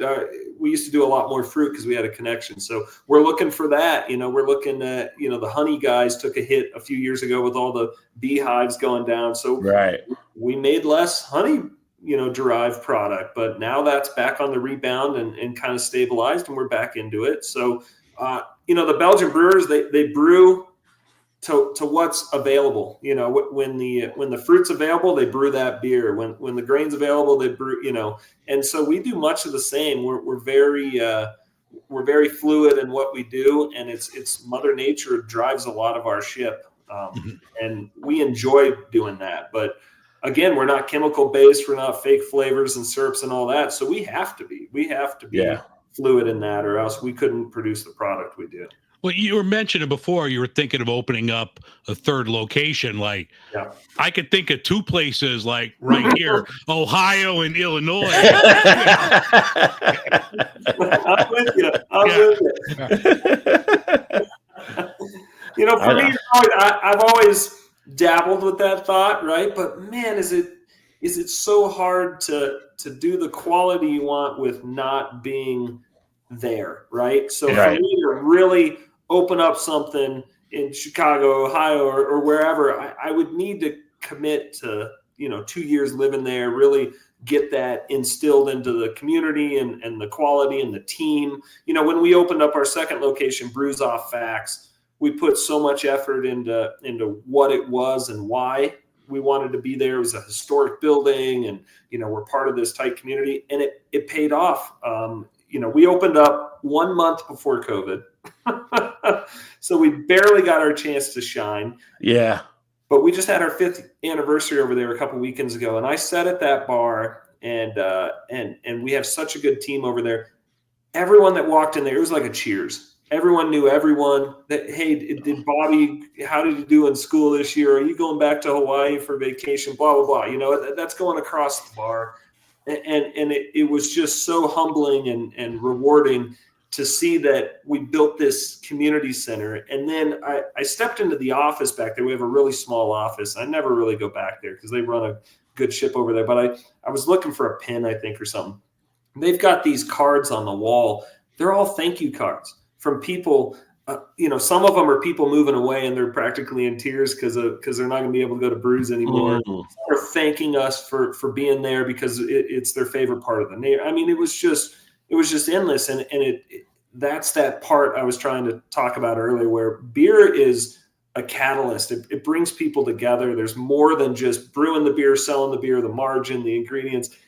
It creates this energy. It creates this community center. And that was present a couple weekends ago at that party. And it was like, wow, we really did pull this off. I want more of this.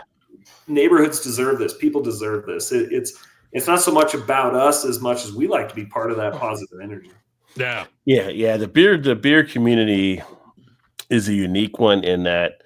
Community. I mean, I talked about it last week with Aaron, but I know I spoke with Kate also the week before. It's the feel that you get when you go to these conferences and you see everyone and people you haven't met but you've talked to or done things. Like, it's just the whole and the welcoming, the attitude, the things that take place from the stuff that I've seen.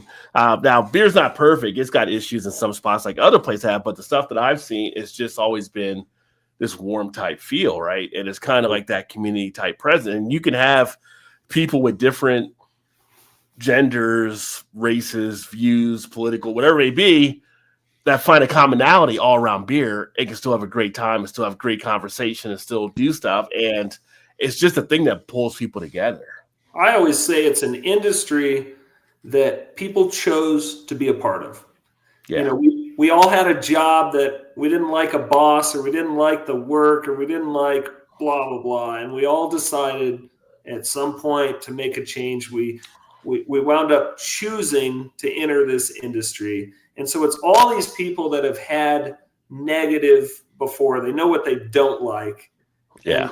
They don't want that. And so here you are working together, and you're not going to get rich in the beer industry. There's a handful that did, and there might be a handful more in the future. But those days of selling for $1 billion are behind us. Right? Well, everybody wants that Ballast Point deal. It's like, no, we're not falling for the banana in the tailpipe. Yeah. We're not going to do that one again. Constellation learned a lesson on that.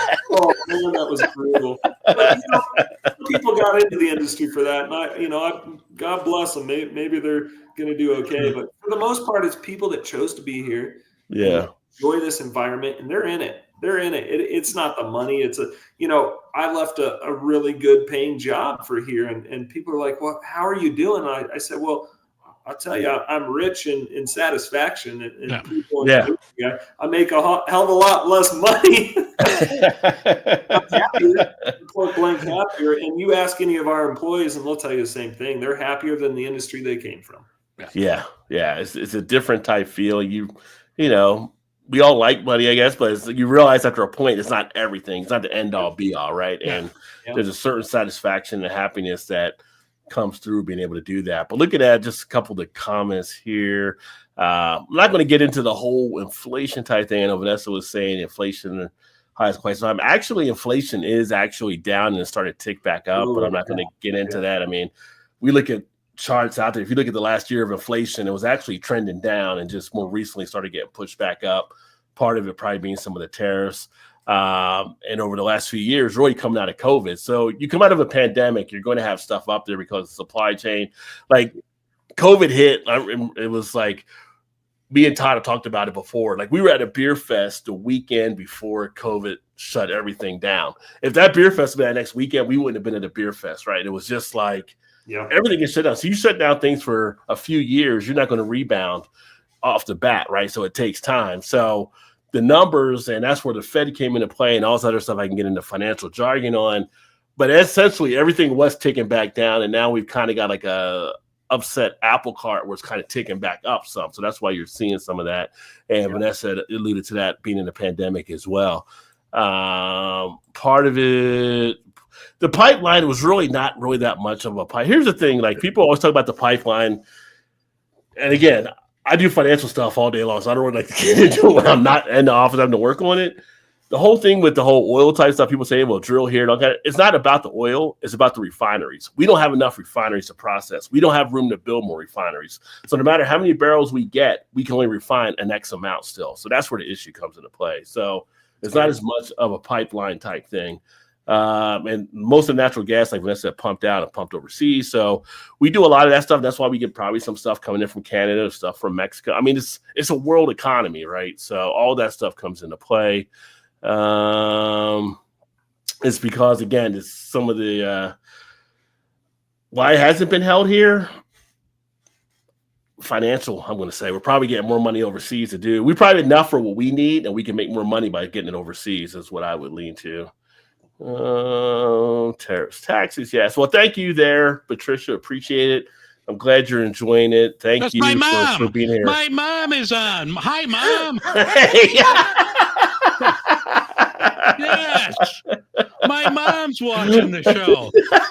That's how we know we made it. Yeah. It's a pleasure to meet you there, Dave's mom. And wait, Rod, that's why I always remember your birthday, Rod. Belated happy birthday. Thank you. Have the same birthday as my mother. Oh, excellent. So I know she's a good woman. So yeah. Pisces rules. Yeah. So that's kind of what we're looking at there. But, with you doing a brewery, like, for instance, we brought up earlier, you weren't on yet, I think, like, the people talking about, like, just switch over to bottles. Like, how hard would it be for you? Like, do you can now what you're doing for the beers you're putting out? Yeah, so it's funny. I swore I would never can. And then I just didn't want to deal with the wholesale side. I didn't like the part where a 4 or 6 pack of beer would go out to a liquor store and get consumed. Like, Dave buys it. I don't know anything about Dave. I don't even know if he liked it. I know I sold a 6-pack to a liquor store. Dave could have loved it. He could have hated it. I can't connect with him. Our model was very much over the counter. It was build tasting rooms, build one nucleus of a brewery, and then support it. And so that's what we did up until COVID. COVID hit. We can't sell over the counter, right? You can't have anyone in the tasting room. We were completely shut down. So we came in and we said, we got a can. We'd never canned in our life. Within 2 weeks, we had our first can on the market, and it's here now. We're good at it. We kind of enjoy it. It gives our in-house customers an easy way to take beer home. So, it increased that level as well. But we can. Because we had to. We used mobile canners during COVID, and then the mobile canner here in Denver decided to close shop and go back to Oregon. So I bought all the equipment from them. I said, I'll save you the move. Give me a good deal. So we bought them out. We bought their warehouse of cans and lids and everything, and we figured it out. So we can for a few other breweries here in town. We're not a big canner. Wholesale is not the reason I'm in this industry. It's this sort of stuff. It's the conversations. It's the connections. So we can. We've got a decent wholesale that keeps growing. My no list is way bigger than my yes list as far as where we want our beers at. So we're very particular. If you're a big distributor, you're not going to want to talk to me. I'm going to tell you I don't want to be in 3/4 of where you're at. Yeah. Well, that's still weird though. Like, so you couldn't be open at all during the pandemic, so even for to-go orders. The pandemic in Colorado shut all inside sales down. All keg sales. You couldn't have open glass. You couldn't do this anywhere in town. Yeah. Wow. Okay. So we had to figure out canning. I mean, we always did the crowler cans, and those were a huge success. And so we started pushing those, and then we realized, oh my gosh, our only way through this tunnel, wherever the heck this tunnel's going, is canning. So we figured it out. We cranked out a label and got approvals, and we figured it all out within 2 weeks. And we had cans out. Now we own a canning line, which is kind of crazy. It's not the fun part of the business. To succeed at wholesale, to succeed at canning, you need a huge facility, massive machines, big numbers, big layout, and that to me is not enticing. I would open a 3rd and a 4th tasting room any day of the week over expanding, putting $2 million into a warehouse so we can crank out cans and fight over a nickel a can profit. It's just, that's not why I'm in this industry. That doesn't add any value to any of our employees. It doesn't excite any of us. Even it's just not where we want to be. And that's our model. There's nothing wrong with it, but it's just a totally different model in the beer industry. You're wholesale centric, or you're tasting room centric, and tasting room is where we're at. That's where we get the most fulfillment. That's what energizes us. So that's where we focus. But now we've got this underlying wholesale that is out there, and it's good. But, we're talking 10, 20% of our revenue is coming from that side. And I'll tell you what, call it 15% of our revenue, and it's 75% of our bandwidth. It's a pain. Wholesale is a pain. It's hard. It's challenging. It's financially not that rewarding. It's hard on the crew. It's, there's a lot of challenges unless you go all in and go huge. And that's not why we're in this thing. Yeah. Are you able to self-distribute in Colorado, or okay, that's good at least. Yeah, we self-distributed the entire time, and now we've got a really good distributor partnership that we formed with a local distributor that really focuses on, high. They do a lot of Belgian imports, and they do a lot of really high-end, top-shelf stuff. We still do bottles. We do bottles, cork and cage bottles, because that's authentic. Yeah, and we do natural carbonation in the bottle. You talk about funny. I mean, I could source crowlers through COVID, but I had a hard time at one point sourcing corks. Wow. Corks from another brewery. They're like, corks? Do you need a typewriter? Like, what? Yeah. Using corks? You got to fly to Portugal to get those. Yeah. Well, it was a challenge. Yeah. Now we source our corks out of California, and it's the wine industry that's keeping the corks alive, thankfully. Right. But nobody in town's using corks in their beer but us. To us, it's authentic. It's proper. It's what we're gonna still do. But cans outnumber the bottles for sure. But I mean, those bottles, they have a cult following. We make sours. We make food or aged beers. We've got some really top shelf stuff in bottles. But I'll tell you, a lot of these liquor stores don't even know how to put a bottle on the shelf. They're like, our shelves aren't even sized for it. They're sized for cans. It's an interesting place to operate. Yeah. I mean, to switch over, we talked about earlier, like, one, it'd be so costly for a lot of the smaller breweries to have to do that, but a lot of them aren't set up to be able to switch over from cans to bottles as easy. Space alone, you need double at a minimum your back of house space. You need double what you have. No, most breweries, 75% of breweries in the U.S. are built too small anyway, right? They're squeezing every inch of that space out that they can. Then you tell them they got a can, they can't store 5 pallets of cans and labels and a machine. And, the craft brewing industry wasn't built for that. And now there are some that focus on it, thankfully. But yeah, it's very hard to convert a craft brewery, a local, neighborhood gym into a canning, operation as well. That's very hard. Oh yeah. Yeah, definitely. And do you ever think, like, Dave made kind of a joke about it earlier and stuff, but if things did get a little crazy there, where you could see possibly people try to do growlers again, like bringing back growlers to do stuff, because they're like, I don't want to get like a 6-pack of cans for this, but I can get a growler for like, $9.99 or whatever. I might do that instead than $12 for a 6-pack. We do the crowler can. So we've got 25 and 32 ounce crowler cans that we can fill off the draft system. That kind of fills that section up for you. But I'll be honest with you, like during COVID, I was looking ahead trying to plan on everything. So I bought the only thing that could be bought at the time, and that was 22 ounce long neck bottles. Belgian style brewery. The old bombers. Yeah. Right now I'm picking those up. And so we bought them and we stuck them in the corner as a backup, because crowlers and growlers and everything was disappearing, and we needed a way to put beer into a vessel into your hand to get it into your mouth. And so I actually, what do you got, a milk carton? We could fill that for you.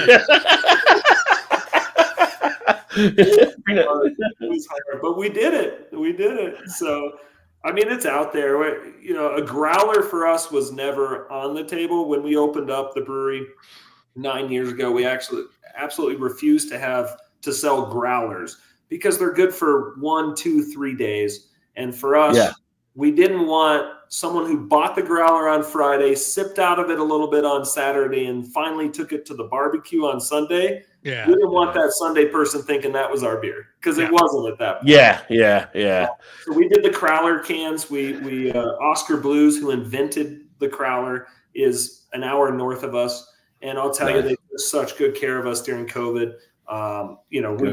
We ran out of everything, and I could call up there and they would say, just head up, we'll figure it out. And I know they were pulling a couple of boxes off a huge order to some large brewery to make it happen, but they made it happen every time, and no questions asked. And they kept us alive.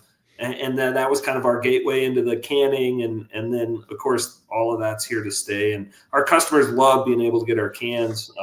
It does add legitimacy to our brand out there in the field. So there is value in canning. But you're never going to see Brews being a canning brewery. You know, we're not going to be a regional player in liquor stores. You know, it's just not what we're looking for.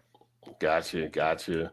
And DD in the house, cheers, reason for inflation, corporation. Well, that's a part of it there too. No taxes to loopholes, take no W-2, dump their stock market at a lower tax rate than W-2. Yeah, that's an example too. So, I mean, all that kind of plays into it with the inflation as well. So, I mean, from an economical type standpoint, there are different concerns around things happening in the economy. So it's kind of weird. Like, it's just like we can go to sleep and wake up in the morning and like middle of the night, because Trump likes to send tweets in the middle of the night or whatever he does. And it's like, oh, tariffs are back up again. So it's kind of like, you know, I just can't imagine being someone like, what are we doing now? Like someone that's got to run a business, like cancel that order.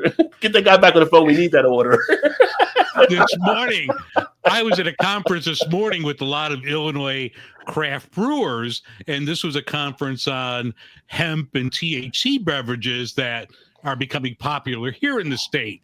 Well, they announced, and I think you sent me the text first, Rod, that the tariff was going up to 50%. And at like the same time, you see everybody on their phone like, that's what's happening. That's what happens.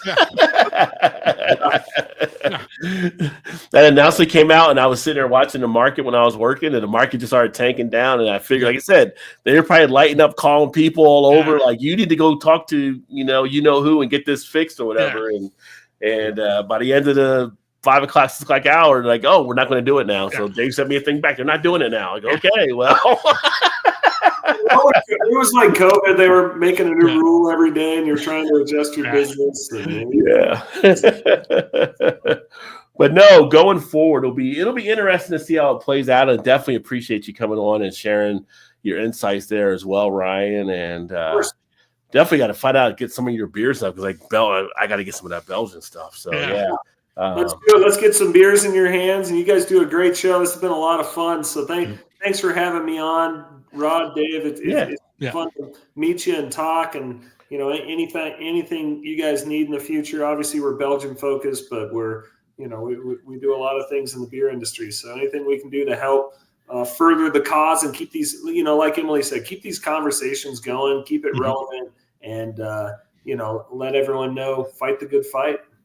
Yeah, definitely get you on, talk about your brewery some more, and do some stuff there too. So Yeah. So once again, if you're in the Colorado area, 2 locations in Denver, 1675 West 67th Avenue in 1495 York Street. You got to check out Brews Beers. I got to jump on a plane. I work for an airline. I need to jump on a plane. I need to jump on a plane. I need to meet you. I need to meet Emily. So yes, definitely. Weekend. Yeah, check out Brews Beer. This weekend I'm sure you're going to be crazy busy with St. Patrick's Day weekend, but definitely have to come out and visit you guys. Would love to have you both. So definitely. Thanks again. Thank you. Thank you. Thanks, Ryan. Really appreciate it, man. Yeah, of course. Cheers, guys. All right. Cheers. All right. So we'll take a look over here. And it's just one thing you never do as president. You never make the market feel there's no. Yeah, that's one thing you never do, because that's what the market does not like. So thank you to all of our guests that were on here tonight. Give them another round of applause there. But what we can actually share. So Dave actually had a couple of pieces he actually had done. You did the Blue Ox, you did the Beguile. I figured we could share that on here as well. Yeah, we had some others like Riverbend Malt House. They're great. They're out of Asheville. I talked to the Ray Stout from the Illinois Craft Brewers Guild. He had a lot of good input. And then I got the retail perspective from my local bottle shop, but they also carry everything from agave, bourbons, wines. I mean, it's a great bottle shop called Bottles and Cans, and we're going to put out everything on a companion audio podcast that's going to come out later in the week, because I feel bad because I talked to all these people and it's like Johnny Carson, cutting out that last comedian because, we ran out of time, but that's all on me. So I apologize, but I promise everyone you got to listen to the audio podcast because they had some great perspectives. You want to queue up the Blue Ox one then? Is that a good one you want to take a look at? And then yeah, because actually I'm having one of the beers right now that from Blue Ox, Maine Brewing Company, which, Maine Beer Company, I'm sorry, which is phenomenal. And if craft beer, lunch, I'm having right now, it's called Peeper. This is a pale ale because I knew my mother was watching, so I had to have something low in alcohol. So Mom, I'm having Peeper, but they utilize malt from Blue Ox. So great company, great brewery. I think you're going to enjoy this one. All right, let me get Blue Ox queued up here. All right, welcome back. Blue Ox Malt House is out of the great state of Maine.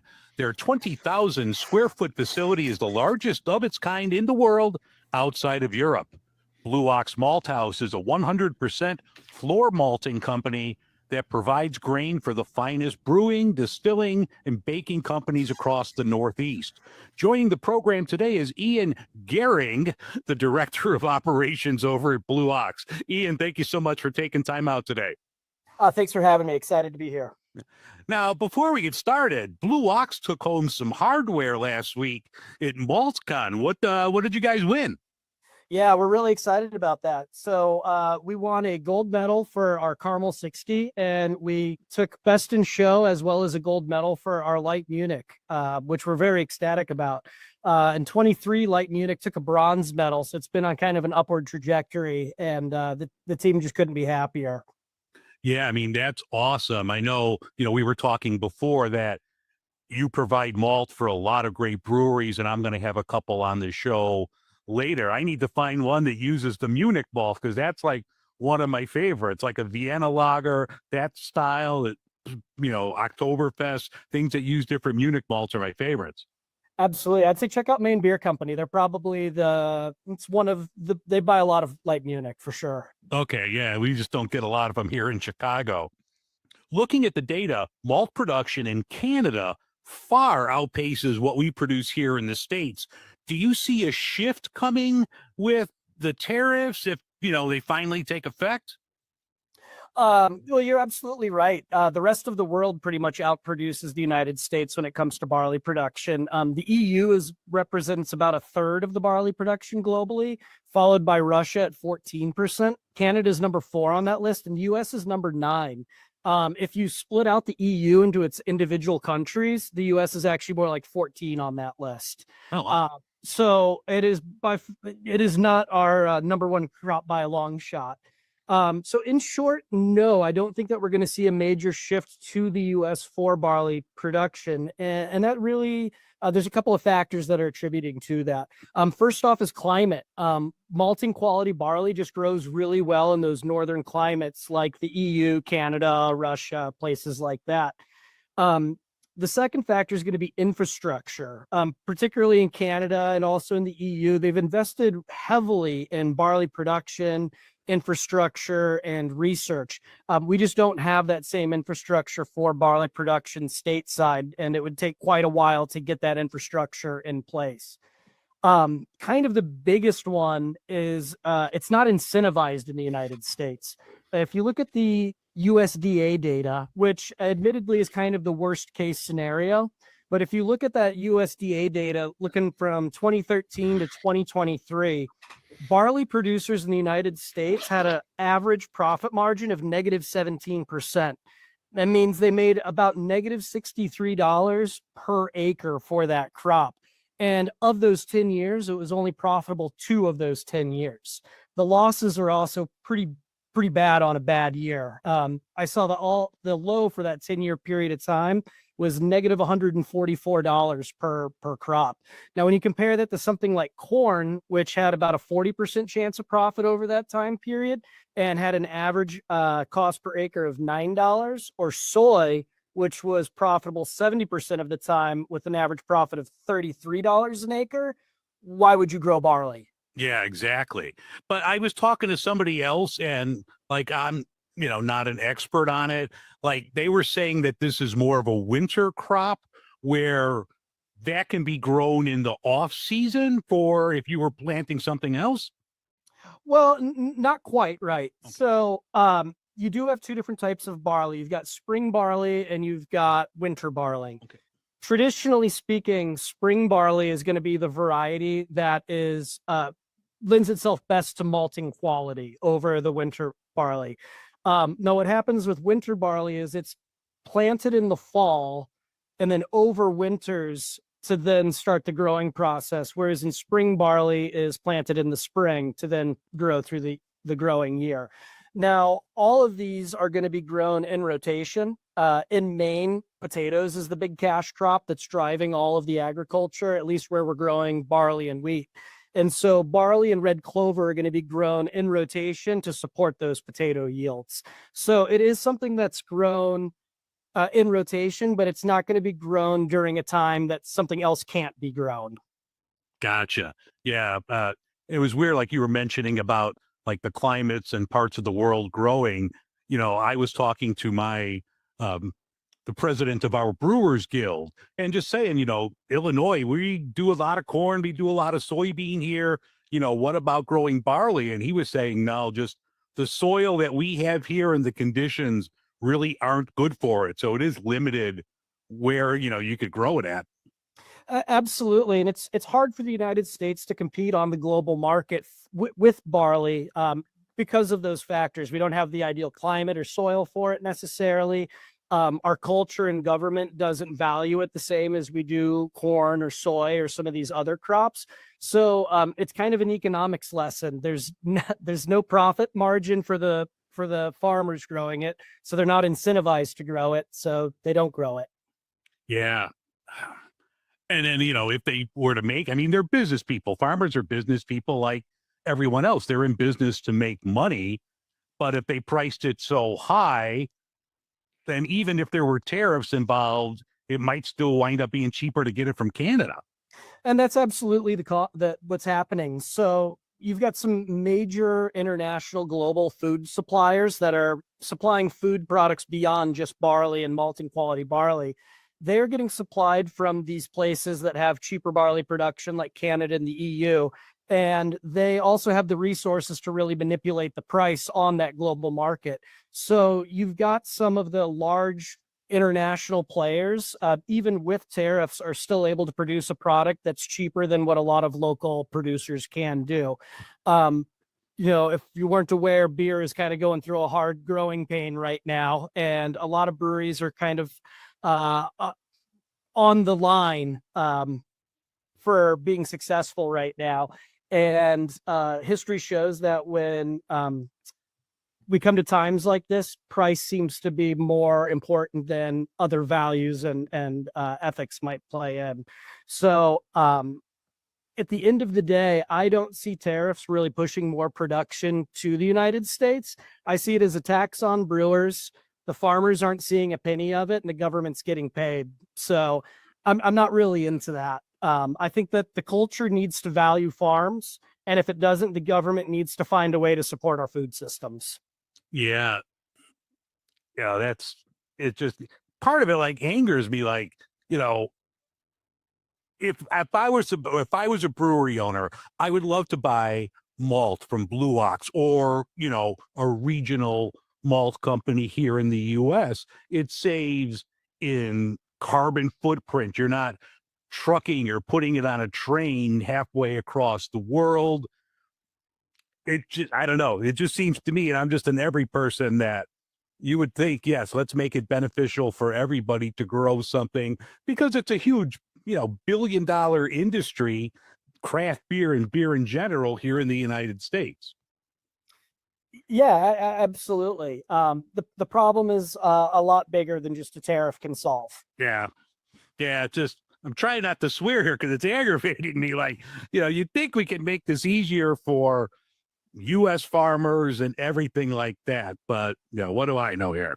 Absolutely. Kind of regardless if we're talking beer or barley, having a localized supply network and supply chain is always going to be stronger for your business and your community and a better bet.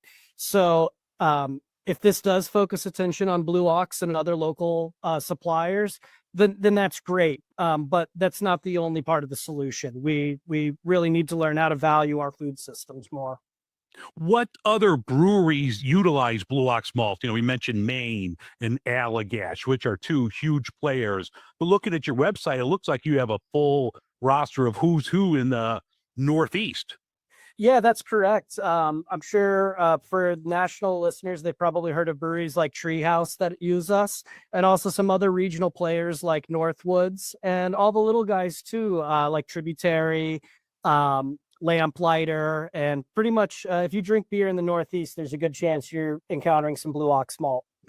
I talked to Joel, the founder of Blue Ox, last autumn, and he was saying like you supply a lot to bakeries there as well, so it's not just for beer. You have a far wide-ranging network of people that utilize your products.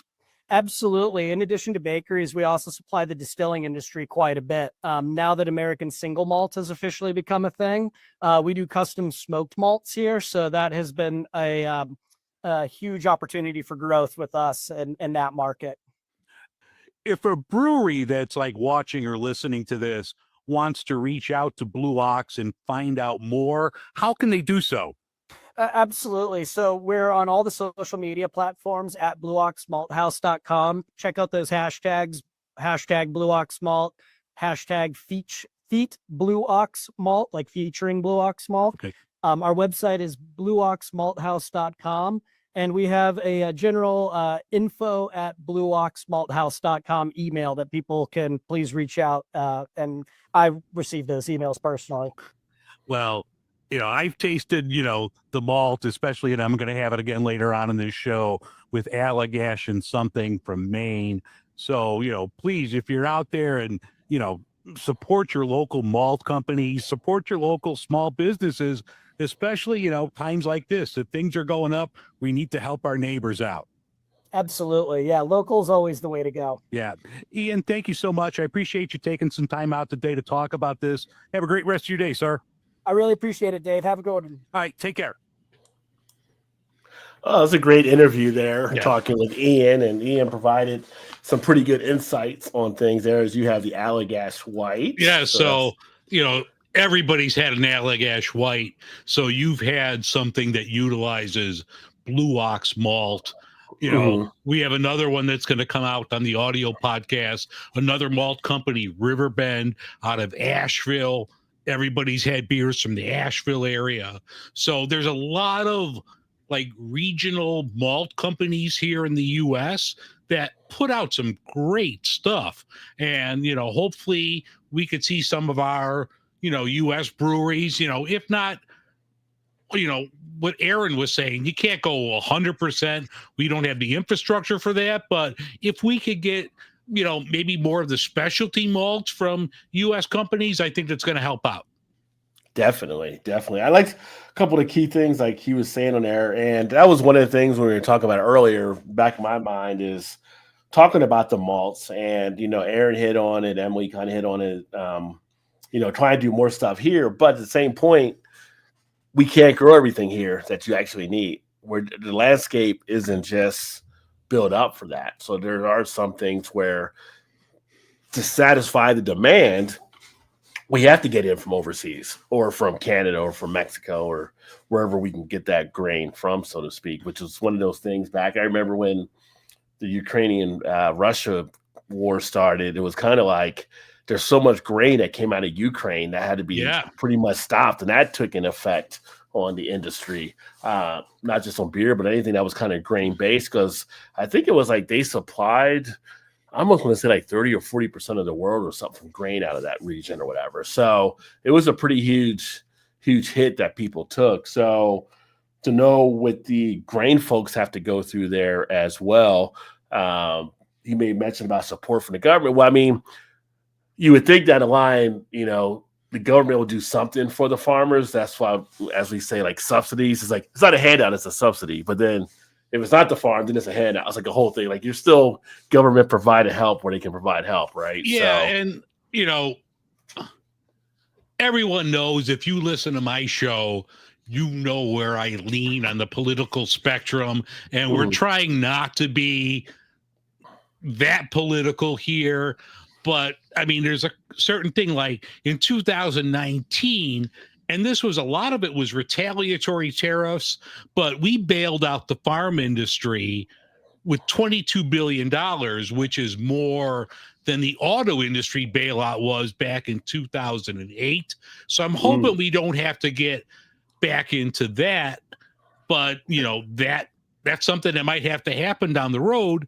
If there's going to be retaliatory tariffs against farmers that grow soybeans. I know China is a big importer of soybeans. They buy a ton of our soybeans, and we have corn all over. And I'm just thinking from Illinois, because that's, we're corn and soybeans. Ian was talking about like potatoes there. I don't want to get to like where we're just paying a ton of money. Whatever money we're getting from these tariffs are just going to subsidize. Let's find a way that everybody can win. Everybody can make some money. Everybody can get a good meal. We all want to eat out of this. Right. That's what, I mean, and so that's where you got to find where you can get that development to make that opportunity, where you got to make sure you're not cutting off a finger and losing a hand, so to speak. You're just it's kind of just getting all mushed in right now. So we have the back and forth that'll take place, and we'll see where it all lands. It's like you said, Emily's use of the word speculation was good earlier, because that's kind of where everybody's at right now. Not that it's really cemented down, and things change on a daily basis. And I haven't looked at my CNBC yet. I don't know. I don't know. It might be back up to 50% now. Who knows what may have happened or whatever. So it's interesting. It's definitely something to keep an eye on. Again, our focus tonight has been mainly on the beer part, but this is something that can go in other areas as well. One of the stories I watched on one of the news stations, there was a company, I think it was in Wisconsin, and it was a steel company, and they made like nuts and bolts type things. And he was just talking about how much they're getting affected by tariffs, and how much it's going to cost them something that maybe it was costing them 5 cents to do something. Now it's going to cost 25 cents to do something, and how they got to pass that along to customers and stuff too. So a lot of different things happening there. Do we want to play one more, or do we want to? I mean, I'm good. I'm off tomorrow. You're the one that's got to work, my man. I'm off tomorrow. I took tomorrow off. Somebody texted me at the last minute, so I'm good. Let me see here. Do we want to do the video or do the audio, and then the rest we can put on the podcast? With Beguile, because that was really good. He had a lot of good information for like another brewery's perspective, since we're talking about beer. Okay, we'll go ahead and take a look at the Beguile, or take a listen to the Beguile one here. Get that pulled up.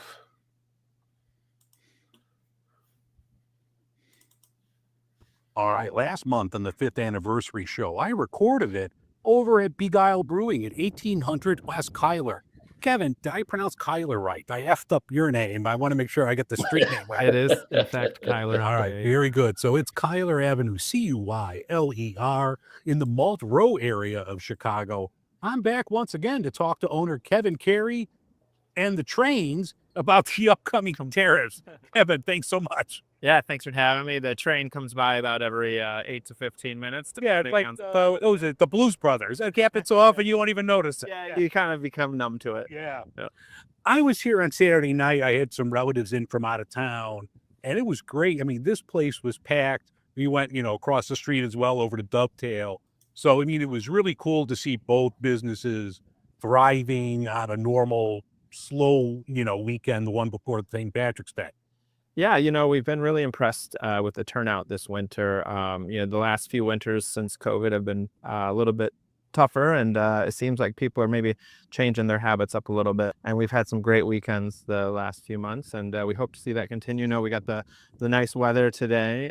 Yeah, even like we're recording this, yesterday as you're watching this on the live stream. So we're recording this Monday, the 10th, and for the middle of the afternoon, it's a nice crowd on a weekday. Not too bad, yeah. 65 degrees. Well, or you could handle being in shorts in March. Small businesses like Beguile have small margins to begin with. The steel and aluminum increases are here. We might have Canadian malt that's on again, off again, depending on what day of the week it is. How concerned are you with all of this junk coming up? I definitely think we're overall watching the entire market and how it's responding right now, because I think it's not just tariffs. There's so much uncertainty in pretty much every facet or every nook and cranny of the economy right now. So I think, think about where consumers are at with their spending, and then you think about what, the things that we can control, which are our costs. And having been through the experience of COVID and prices increasing almost overnight for everything, and scarcity being real thing. Supply chain issues after that. Yeah, so we've kind of been down this road before, and I think this time around it's really comes down to just being more careful and more thoughtful about how we use our resources. If aluminum does get to a point where it becomes unsustainable, we might just have to pull back, and that's a really scary thing, because we've been distributing for 12 years. We have great relationships with all of our retail partners, but there's a certain point where if you're making it for more than you can sell it, then we should, but it's hard to take a pause. The tap room's a little bit different. We can control things. Selling it in a glass is a little bit, there's fewer inputs. We can pour it right into the glass. So we are exploring some of those options too. 10 years ago, we started on the basis of filling growlers. So maybe that'll be something that comes back, because it's a container that's easily accessible. It's made here in America. But that's not. So I wasn't off too much on making that earlier. Not something that can be distributed out to the store. So if it comes down to, some really steep increases, we'll just have to be very, like I said, thoughtful and careful. I've been assured by our can supplier that they get 90% of their aluminum from the United States. Oh, okay. So hopefully they can keep their prices low, but you never know what's going to happen if kind of what we saw in COVID was everyone was raising their prices. So everyone kind of took price increases, and sometimes it felt like it was going above and beyond what was actually needed at the time. So hopefully we don't get into that rat race again. And then as far as malt goes, we do use a substantial amount of malt grown in Canada.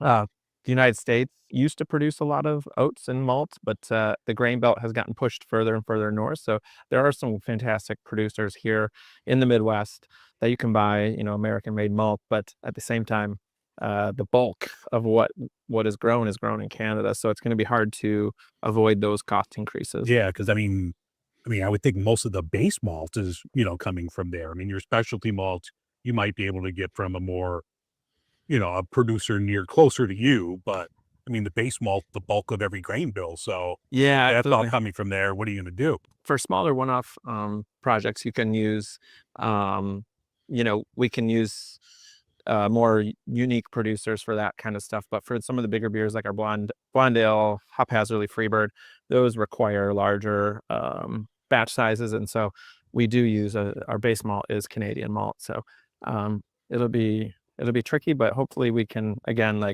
keep an eye on it, make sure that we're not overextending ourselves with those cost of goods increases. And, the good time for the tap room to kind of be getting back to where it was pre-COVID. We have not yet returned to pre-COVID numbers, but we're, this year is off to a really good start. So try and balance those two things out a little bit, and, a little bit more foot traffic into the tap room would actually help offset some of those losses at distribution. Do you have contracts already set with malt companies for the year that you have to honor?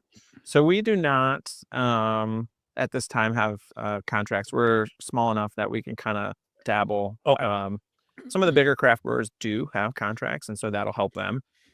Problem there is that the malt suppliers might try and add on costs to anyone that's, they're going to have to balance their book, looking at the contracts that they have and then what they're able to change for everybody else. So it could be, it could exacerbate or put a little bit more strain on what costs get pushed on to the smaller producers. But at the same time, we've been down this road. A lot of us have been down this road, and it's been a really tough 5 years. But I think ultimately, we learned a lot, and I think a lot of people can slow things down now and maybe make the right choices for them when it comes to how much do we produce, do we cut back and maybe package less and put a little bit more into draft, things like that. I was reading the thing from the Brewers Association and their numbers, and I mean, not all of it is going to lower gravity, but there was a 2% decrease in fermentable usage last year, and they're saying it's going to be maybe 3% more in 2025. Some of that could be attributed to better efficiency, newer modern equipment, but some of that could be lower alcohol beers. Do you see you see shrinkflation all the time where you used to buy a 16-ounce bag of potato chips and now they're 14. Do you see ever having to dial back a beer a little bit to offset this? It's not a bad idea. I think that definitely when prices get a little tight, this is a time when you can think about that. We have adjusted recipes in the past throughout their life cycle for various reasons. We just in the marketplace now, consumers are drinking lower ABV products, whether it's no alcohol or low alcohol. We've got, I forget how many beers on right now that we have that are 4 or 5%, and those, we're still selling the 7% hazy IPAs as fast as we are the lower ABVs, but you're starting to see our menu get populated by more of those approachable styles. And I think that might just be where consumers, after such a flavor explosion for the last, 15 years, they're kind of resetting. And I know macro overall is probably benefiting the most by the fall off of some of the folks that have sought out flavor in the past. So we've been kind of trying to ride that wave for a little while. And yeah, so I don't know if we would change any of our existing recipes, but I definitely would, if it came down to, if it looked like it was a prolonged, it wouldn't hurt to look at something like our blonde ale and say, it's 5.5%, but if we can keep it at the same price for the consumer and offer it at 5, and the consumer is already looking for lower ABV anyway, and it doesn't materially change the flavor and experience, then, I think back to using COVID as like a reference point, it's like, we've had to make really hard decisions in the past. And so now that we're coming up against all these new situations, hopefully making hard decisions like changing a flagship recipe won't be as hard, or, it'll be an easier process for us internally. Because if you had asked me 10 years ago, I'd be like, no, we got to stay true to the beer and, keep it the same. But now it's like, if it comes down to existing or making a really hard decision, I guess not existing and then making a hard decision, we're going to choose to make a hard decision. Exactly. Another concern that I've been reading about is the Alcohol, Tobacco Tax and Trade Bureau, or TTB. Governments are cutting jobs all around. Is that going to take longer to get labels produced? So if you wanted to come up with something new, how long is that going to take now to get something approved from them? That's a great question. They actually they publish their statistics on the TTB's website of how many days it takes to get a label approved. I'm not sure where they're at right now. We do have a lot of pre-existing labels. We don't do a whole lot of new items nowadays. We've got so many great beers that we make. It's hard to slide in a new one. But yeah, I think that's something that you always have to keep an eye on during some of the government shutdowns. We've had a few over the course of the last, I think we've been open for 13 years. That probably is maybe the bigger issue, is if we do, we're facing potential shutdown this week. Anyone who's trying to innovate or create new products, they're going to run into those hurdles, because not only, if the government shuts down, let alone that, if they get rid of the department that checks these labels, that would just be a huge problem. But, same as if the government shuts down this Friday, then new labels are not going to get approved next week. People are going to still submit their labels, and then you're going to run into a backlog of all these labels that are going to need to get caught back up whenever they do get open again. So it is definitely something that if breweries been open for a while have experienced, and you can definitely plan around it, I think. So I think that'll just be another thing. It's like, Yeah. Add that to my 2025 right. living things to do. Yeah. It's like you have so many things, to worry about as a small business. And then now we're kind of just like self-imposing all these extra challenges at a time when a lot of producers like us have kind of felt like we just got over the hill recovering from COVID. And now here we are just like putting a stick in our front tire. Yeah. It's always something. Yeah. Yeah. Well, one of the main reasons why my partner and I are doing this episode is to reiterate to everyone that's out there, please go out and support your local craft breweries. It would be great if everyone stopped over here at Beguile. I don't have room on my couch for all you clowns, so you're just going to have to come in on your own. If you're not in the Chicagoland area, if you have local spots near you, please support them, whether it's going to a brewery, buying a 4 or 6 pack at your local bottle shop. If the price is a little higher, they're doing everything they can to keep it as low as humanly possible. Kevin, thank you so much for chatting today. I do appreciate it, sir. Yeah. Thanks for having me on. All right.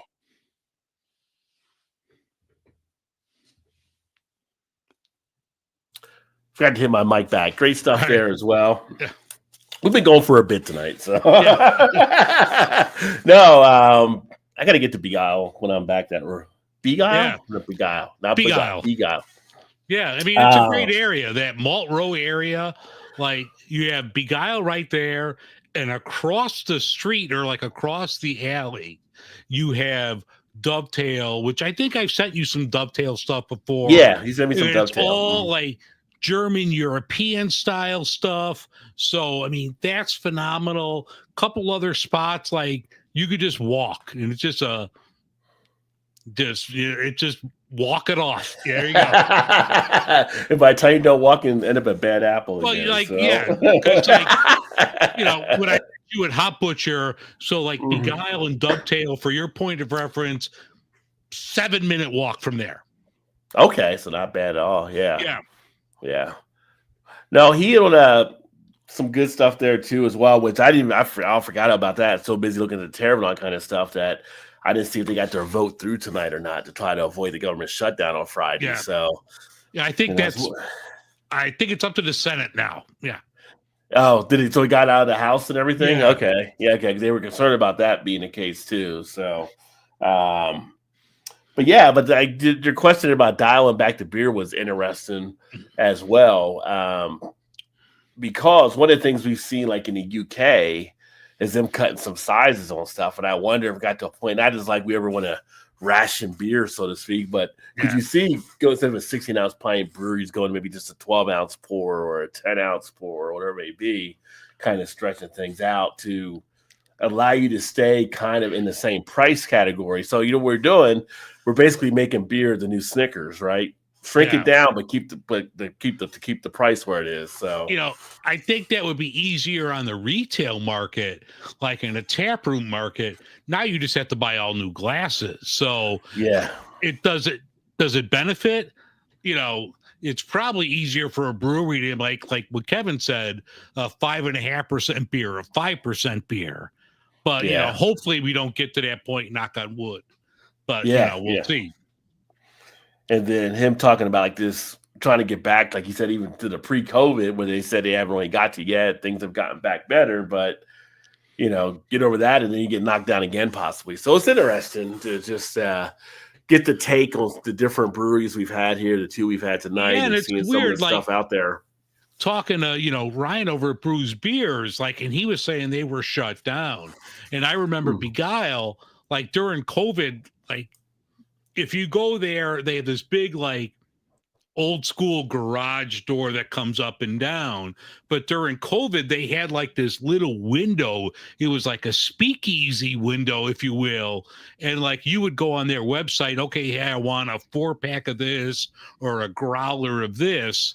And then you would just go and like kind of knock on the window, here's my order number. Right. And like you would pick it up. So like breweries here stayed open, and it wasn't as successful, but I think that helped a lot of local Illinois or Chicago breweries.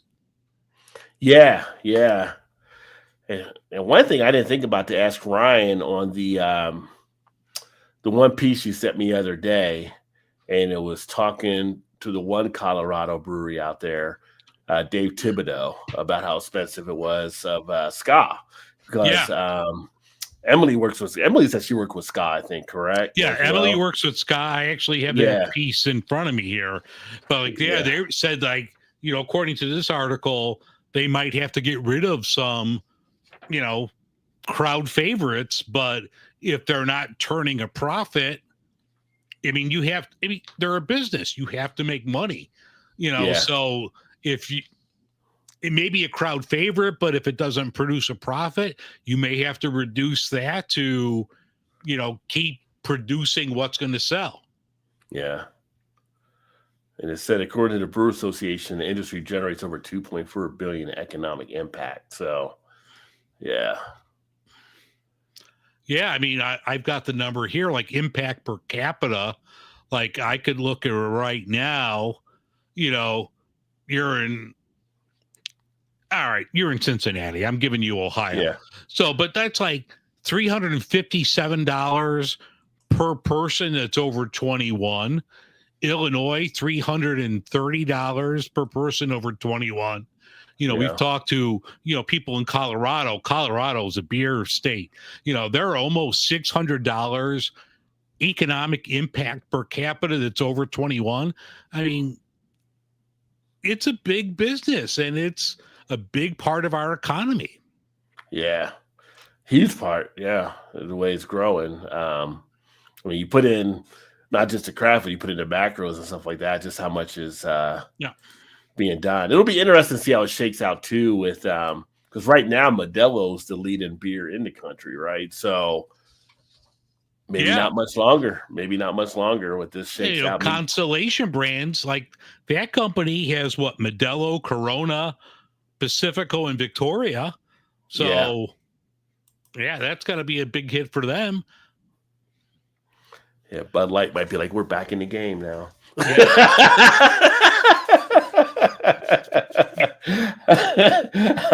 How did you catch Modelo? We got rid of him. Like, Office Space, we fixed the glitch. Yeah. No, but this has been great. Hopefully everybody that tuned in here felt informed on it, or if you're listening to the podcast, hopefully you're feeling informed to it as well. Make sure to go past where we end off here, because Dave will have extra clips and stuff, or unless he puts them to the front. However you want to design I'll piece it it together. I'm going to make you listen to the whole thing. Yeah. Listen to the 2.5 hour thing. I'm not just going to put them on the front. We need those downloads.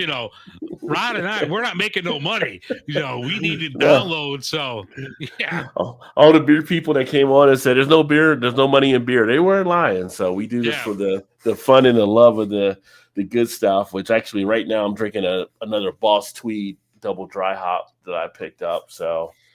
Yeah, I'm finishing this tall boy of Allagash here still. But what do you got coming up, Rod? You mentioned earlier you got a lot of stuff coming up. You had your big 10th anniversary yesterday. Congrats on that. You got a couple other shows this week. Yeah, so last night was the 10th anniversary, just a little bit of kind of me rambling on stuff, talking about the first 10 years, share some different video type stuff. But 10 years, like I said, in YouTube years is a long time. Anybody that's done a YouTube channel and the grind of doing a YouTube channel, Dave, you got your 5-year coming up, which is great. But just getting to that 5, even just like, it's a grind. So to get to 10 and you're calling me son. Yeah. And it was interesting when I did the 10-year special, just because just thinking back, like there were so many people that were on when I came on that aren't on now, that, whether they stopped or whether they happen to pass away, whatever it may be. And there's some that are still on, and then there's some that have come along since then. And it's just been interesting just to kind of still, look and see that I'm still here kind of doing this and still being supported by those that like the channel and the podcast and the website and all that kind of stuff. So I appreciate all the people that have shown the support over time, and definitely keep it coming and see how much longer I can keep pressing this. But it's been a blast. It's been a great ride. It's been a great beer year that I mentioned to you last night. Was one, going to the Ohio conference, but now going to CBC. in Indy, and then some other stuff I got out there. I might actually make it out to the one at Pittsburgh in August as well. The Black Beer Barrel and Flow. I might get out to that one. We got to get you down here to Cincinnati for Oktoberfest, though. Yeah, I got to do that in Cincinnati. We got to get you down here for some of that. Well, I know my mother who watched the show, she texted me, "You have to get to Denver." So yeah, there you go. Right. Yeah. I mean, you do work for an airline, so. Yeah. They got the buddy passes, right? Yeah, I hook you up, Rod. You'll be my brother. Yeah, you're my brother in beer. Yeah, yeah. But it's been great on a lot of the different stuff happening. The guests I've had on, having Kate on, having Aaron on. I got another one I just set up from one of the guys out of UK. We'll be doing in April. But then tomorrow night, like you may mention, I will have Body by Beer podcast on. So we've been working on this one for a few months to actually get this one set up. So it's nice to actually now have Liz and Chelsea coming on. They're actually out of Colorado, so we'll be talking about some of the Colorado beer scene with them and the stuff they're seeing. Pass along my info, because I'll get them on. Definitely. Yeah. And then a switch up that I did for this week, Friday night, will now be the drink and chat night rather than a Thursday night. So we'll be doing like a happy hour. I know Todd's there for that. Dave, obviously, if you're here, if you're freed up, you're always invited too. So we'll have a few drinks and talk about some of the things out there in the beer news type stuff, or like we usually do, maybe beer news and maybe trivia. It may be about your favorite toy growing up in the 70s. We never know. We never know in that show. It just happens, but the Evel Knievel wind up. Yeah. Yeah. Which I actually just watched a video of somebody that had the Evel Knievel wind up. And they were doing a ramp jump. It was like an old video of like old toys from back in the day. So that was kind of funny. I did have one as a kid, and I spun that thing a lot. I got on my mom's nerves, I'm sure, because I would take that everywhere. I could take that thing and just, wind it up and let it go. So, but what about you? What do you got coming up on your show? I'm putting the audio part of this out this week, so it's not going to be like a regular show. But in a couple weeks, I'm going to do there's a cheese and beer festival up in Kenosha, which will benefit the Boys and Girls Club, and that's going to be held at the Brat Stop. So I'm going to have a representative from that fest on. Couple other things that are in the works. I mentioned on the show, I had a THC hemp festival or a symposium this morning. So I'm going to try to get some people on from that to talk about those beverages, even though I cannot consume them. I will pass these off to the Beer in Front weed correspondents, and they will give me their review on them. So, that's going to be coming up. But I want to say if you're just familiar with my show, you're not familiar with Rod J, you got to check out Rod J Beer Ventures every Friday night. There's a live stream that you could tune into. There's always great people on. I pop in from now and then. He puts out everything. So you got to check out rodjbeerventures.com, because Rod is the OG. He's the GOAT. Ditto, my friend. Ditto. Yeah. Make sure Illinois, Dave's the man. So Beer in Front, check out the podcast, check out the YouTube channel. One other thing, a couple weeks from Saturday, I'll actually be speaking at Cincinnati State. They actually asked for me and another person to be a guest lecturer for their beer class on media and stuff like that with beer. So that'll be fun. It will be like a Zoom type thing. So if it's a recorded thing and I can share it, I'll bring that to the channel and let you see some of the stuff we talked about for some future brewers. I got a chance to meet the professor of that class and one of his students when I went to the Ohio Craft Beer Conference. And like I said, good opportunities popping up all the time and able to share the love of beer, and I don't see any time stopping soon. So we'll be another 10 years. Yeah, we're in. I would hope. I would hope. We're in it for a long haul. Yeah. My goal now, we had Aaron on earlier. Aaron is the secretary for the American Craft Beer Hall of Fame. So now we have an American Craft Beer Hall of Fame, and they do have it for influencers and media personalities. It's now to be at that at some point. So you'll probably see me ramping up more stuff, not just the beer reviews, but more things around beer because Marty, you need another elector, Marty. Marty, you need an elector on there. Marty will take you, I'm sure. Yeah. And kind of surprised. I know we talked about it off cam and stuff, but I don't know what they're doing with the Craft Beer Marketing Awards. I haven't seen anything really on it for this year. And yeah, I saw a thing like to put their entries in, so they didn't have anything for past judges. So I'm assuming because we still have some time that hopefully we'll be in there. And like we've talked before off air, like the longer you do it, and I think I had a year head start on you. Like you get like. Last year, I was able to do the beer cans, and like that was phenomenal because I mean, the detail and stuff. So, I'm looking forward to that coming up for both of us, and we have other friends of ours that participate in that too. Yeah, it'll be fun if I get a chance to do it because I haven't, like I said, I'll be at CBC for the first time, and I know they give the awards there as well, so it'll be kind of cool to see the people that get them because people do really like getting those marketing awards and shows a year of hard work they put into their product and stuff. Yeah, we'll have to reach out to Jim and set something up and do like a, make sure he's on my show, make sure he's on yours, especially since we're going to be at CBC. Yeah.